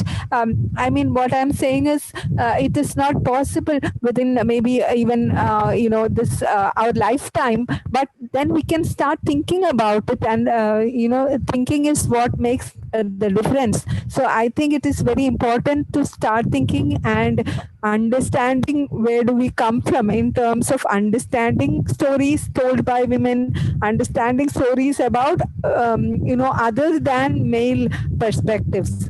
So I would say it is a total thing rather than just women behind the camera. Okay, thank you, ma'am. There's also another aspect that even if it is a woman behind the camera, she also might have a male gaze, right? Right. Yeah. So we are all conditioned in such a way that even men and women have a male gaze. Okay. So Femina has asked, when we say we need to create awareness, where do we start from? I think, Femina, this is one start where we are having this session. So around 64 of us took part, and 64 of us came to know that there is this particular issue in society. So we have created awareness for 64 people. Sajid, I want to share something here. Yeah, Gaurav. So it's not just the male gaze, but there's a very interesting anecdote I wanted to share. In Delhi, one of the schools that we work with, the principal asked me if I would speak on the issue of feminism and gender. And my request to her was that, no, I will not speak about it. Let's do something about it. So she said, what do you want to do? I said, well, first and foremost, let's eliminate male and female teams, like sports teams that are divided. And number two, start playing the game not in a manner that is preloaded, in the sense that, why women are not allowed onto the basketball court, because men tend to get very aggressive and the women might get hurt. So tell the men that you need to tone it down, and tell the women that you need to tone it up. But from this moment on, we are not going to have gender divided teams. And second thing is, we need to eliminate skirts for girls and shirts and trousers for boys. Let's neutralize that. And then let's neutralize long hair for girls and short hair for boys. And let's then analyze what kind of an impact this is likely to have on the entire student body over a 2 or 3 year period. Okay. I got a flat out no as an answer. I was just wondering what their answer was. Their answer was no. We want you to speak about feminism. And that's one thing that I realized, because Femina, the question that she asked was very good. We can start in schools. We can start by being open about sexuality, about feminism, about what Anil touched on. And I personally think that if I was to speak from my own perspective, then living in Delhi, abusive language that is gender biased is as recent as when I was in 7th, 8th class. Before that, if somebody even said the word Ullu ka patha, which literally means the son of an owl, on the roads of Delhi, people would break out into a fight, like there would be a physical altercation. And over a short span of time, 1 or 2 years, the ideal of power shifted. So certain communities in Delhi started being looked at as the ideal of being able to dominate, being able to avoid domination from other cultures and the political powers. And because they used abusive language, everybody else started using abusive language to prove allegiance to that community. So I think the awareness already exists, but it is something that requires open speech, like open platforms like this. What you're doing is you're bringing it out into the open. and having open, honest, frank conversations that might have people squirm in the beginning, but then we'll have people start dealing with it in an open manner. Thinking about it. Yeah. Exactly. Yeah. Okay. Thank you, Gaurav. Sajida ma'am, can I add a few points on that? Please, Anil. Yeah, actually, as I mentioned, Kudumbashree started aimed, targeted project for converting or changing these proverbs into female-friendly or woman-friendly. Point number one. Second thing, a team constituted by Police Constable Vinaya. It's called Wings. They have started a separate group for media. First, what they're doing is, see, normally in death, a woman will be seen, normally male or female, whoever is dying, that will be listed in the paper, right? In the death columns. So if a man dies, it will be just saying, okay, dash, okay, Rajashekharan of dash will be, died, and that cremation will be happening at such a time. His wife is like this, his son is like this, his daughter is like this, like that. But if a woman dies, what you will see? Mr. Rajashekharan's wife dash woman, like that. So even the time of death also, women who do not have her own entity or her own existence. So they started a special scheme, a special group where I'm involved. We started working with newspapers. So first they succeeded in convincing P. Rajiv of Deshabhimani, and Deshabhimani changed the whole newspaper in all Kerala edition. They started, you can see the death column of any Deshabhimani news now onwards. Now, myself, I involved in 2 cases. In Manorama and Madhurabhumi, I have connection with those people in the top management. So we had a discussion. They asked us to give the presentation. That is happening. Like that, Vinaya, you may be knowing that in application forms, you will be seeing only father of, wife of. There is no mother of, no wife, husband of, like nothing like that. So application forms now changing just because of the intervention of Vinaya. And in schools, the attendance they were taking, in my time, I still remember, all the boys will, then after that, the ladies will be starting. Now, in any school, you can see alphabetical order. That is because Vinaya went to High Court and she collected an order from the High Court. Not it happened just because by its own. Some people are working behind that. It's happening. and she is working in this thing called Archa, where the school grounds are for both male and female girls. I mean, boys and girls. So football team, they told why the school need gender biased thing. Team, let the both girls and boys play together like that. Correct. So many interventions are happening together. Together we can have a better Kerala. Thank you. Yeah. One more thing I just wanted to add over here about how you address, because it's a very good question, and a lot of the times we think that we are not doing like all the wonderful things, say for example Anil is doing, and how do we address? But we can actually identify a lot of these conversations around us. One of the things which happen quite often, in fact a very small incident happened very recently in a very simple conversation. There is a very famous and Indian woman film critic, who all of us know the name. I don't want to name. And her work, one of her epic works on a very important Indian movie, was being talked about. And the first thing that happened was she was identified as this person's wife, and that at that point we are denying this woman's entire agency, entire identity, her entire body of works we are denying.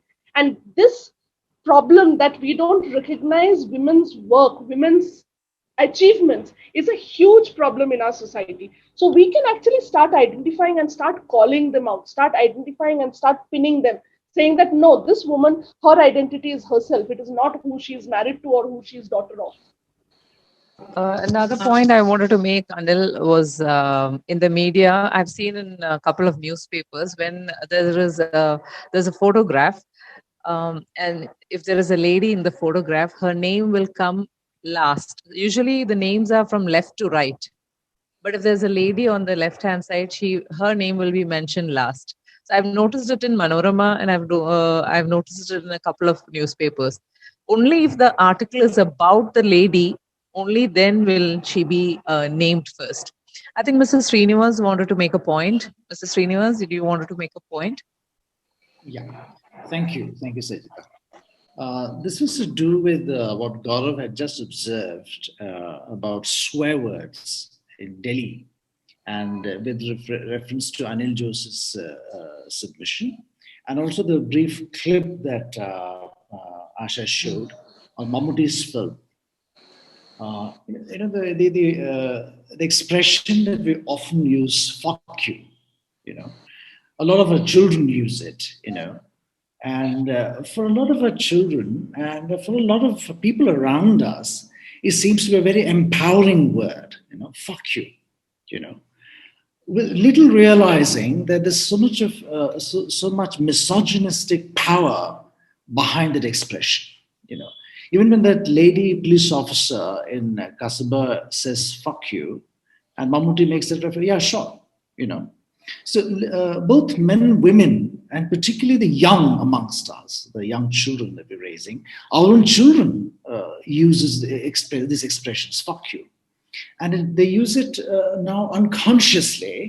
But at the same time, in situations where there's a debate or an argument, it's almost equivalent to a physical expression of some latent desire, a latent violence. So these are some of the other issues I thought we must be able to address. And as Gaurav was talking about being asked to talk about feminism and masculinity in school, and these are some of some essential fundamental interventions we need to carry out, in terms of language, in terms of how we express ourselves. Language, the politics of language and feminism and toxic masculinity, as we say. Thank you, Sajida. That is what I want to say. Yeah, thank you, Srinivas. Can I say something? Yeah, Ms. Hani, please.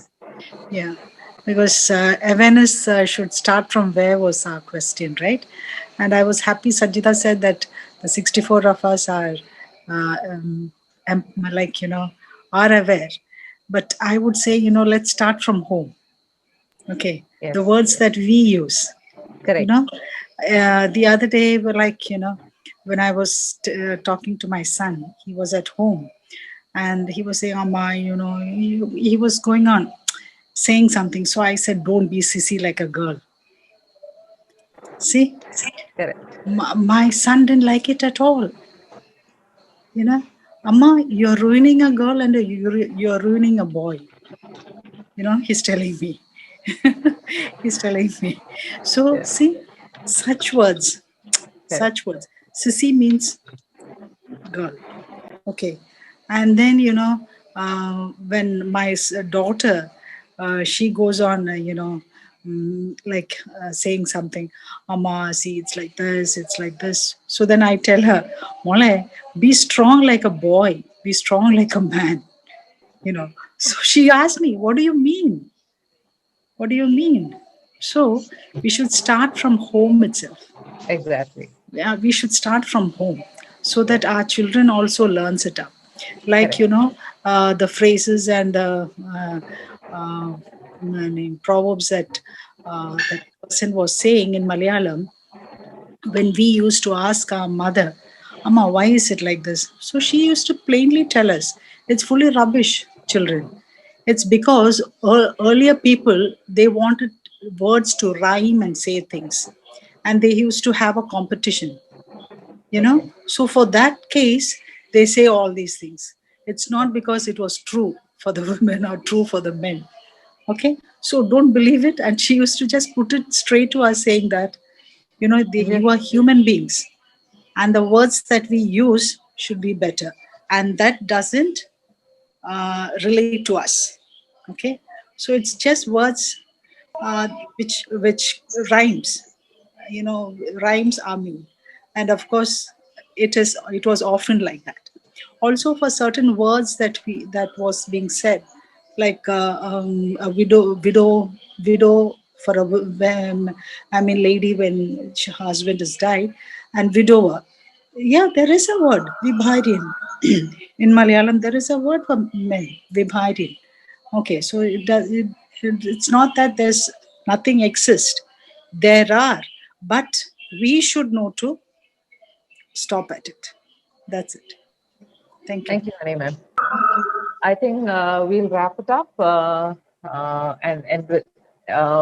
I invite Beena to give a vote of thanks. Over to you, Beena. Thanks, Sajida. Good evening, everyone. Namaskaram. എനിക്കറിയാം സമയം ഒത്തിരിയായി. ഞാൻ എൻ്റെ വാക്കുകൾ വേഗം അവസാനിപ്പിക്കാം. ഈ പരിപാടി, ഈ ഒരു സെഷൻ ഇത്രയും മനോഹരമായി, ഇത്രയും നന്നായി അവതരിപ്പിക്കാൻ നമുക്ക് സാധിച്ചതിൽ സഹായിച്ച ഓരോരുത്തർക്കും നന്ദി പറയുക എന്നുള്ളതാണ് എൻ്റെ കർത്തവ്യം. We had three very good panelists here, and Mr. Gaurav Shore gave us a holistic view on how language affects the way we perceive things. And Anil Jose gave he gave in Malayalam സ്ത്രീയുടെ പരിമിതികൾ പരാമർശിക്കുന്ന ഒത്തിരി പഴഞ്ചൊല്ലുകൾ, ഒത്തിരി പുരുഷ മേധാവിത്വം കാണിക്കുന്ന ഒത്തിരി പഴഞ്ചൊല്ലുകൾ, ചില വാക്കുകൾ സ്ത്രീകളെ മാത്രം ജെൻഡർ വേറൊരു അത് ഇക്വലന്റ് ആയിട്ടുള്ള ഒരു പുരുഷന്റെ വാക്കുകൾ ഇല്ല എന്ന് സ്ഥാപിക്കുന്ന കുറെ അധികം വാക്കുകൾ, ഇത്രയധികം പഴഞ്ചൊല്ലുകൾ ഈ കുറഞ്ഞ സമയത്തിനുള്ളിൽ പറഞ്ഞത്, it was amazing. And also he ended up the talk like he said, പ്രതീക്ഷയുടെ പൊൻകതിരുകളുണ്ട്. അതായത് ഒത്തിരി പഠനങ്ങൾ, ഒത്തിരി സ്റ്റഡീസ്, ഒത്തിരി ഗവേഷണങ്ങൾ, റിസർച്ചുകൾ നടക്കുന്നുണ്ട്. നല്ല നല്ല പഴഞ്ചൊല്ലുകൾ കൊണ്ടുവരാനും സ്ത്രീയെ ഉയർത്തി കാണിക്കാനുമായിട്ടുള്ള ഒത്തിരി സ്റ്റഡികൾ നടക്കുന്നുണ്ട്. അത് വളരെ സന്തോഷം അങ്ങനെ കാര്യങ്ങൾ അത് അങ്ങനെ അറിഞ്ഞതിൽ. അതുപോലെ ഡോക്ടർ ആശ ജോസ് ഒരു ഫിലിം ഇൻഡസ്ട്രിയിൽ നിന്ന് വരുന്ന ഒരാളായതുകൊണ്ട് അതിലെ കൂടുതലും ഓഡിയോ വിഷൻ ലാംഗ്വേജിനെ കുറിച്ചും അതുപോലെ മെയിൽ ഗേസിനെ കുറിച്ചും ഒക്കെ നമ്മളുടെ മുമ്പിൽ പറഞ്ഞു. അതുപോലെ it was good to know that there is one test called Bechdel test, which will test or analyze the gender equality in a film. That is a very good. I didn't know that there is something like that. It is very good thing to know. And thank you Thank you, Gaurav Shore, Anil, and Dr. Asha Jose for enlightening us and educating us and giving us some awareness of all these things in the society. And no program is successful without all the audience. And thank you, all of you, for participating in this program. And I hope you all enjoyed it. And it was good to see the participation, audience participation. It was very beautiful questions. A lot of people asked, and Miss Honey John asked. Said the very correct thing that okay, the change should start from home. Very correct. The children see us and learn from us. Let us make that change at home. And it was very nice. And other people also asked good questions, and the panelists gave very good answers. And finally, I want to thank you, ROV, and especially the Gender Outreach Program team, who worked hard to make this program very successful. Thanks, everyone. I don't want to take more time. Thank you all.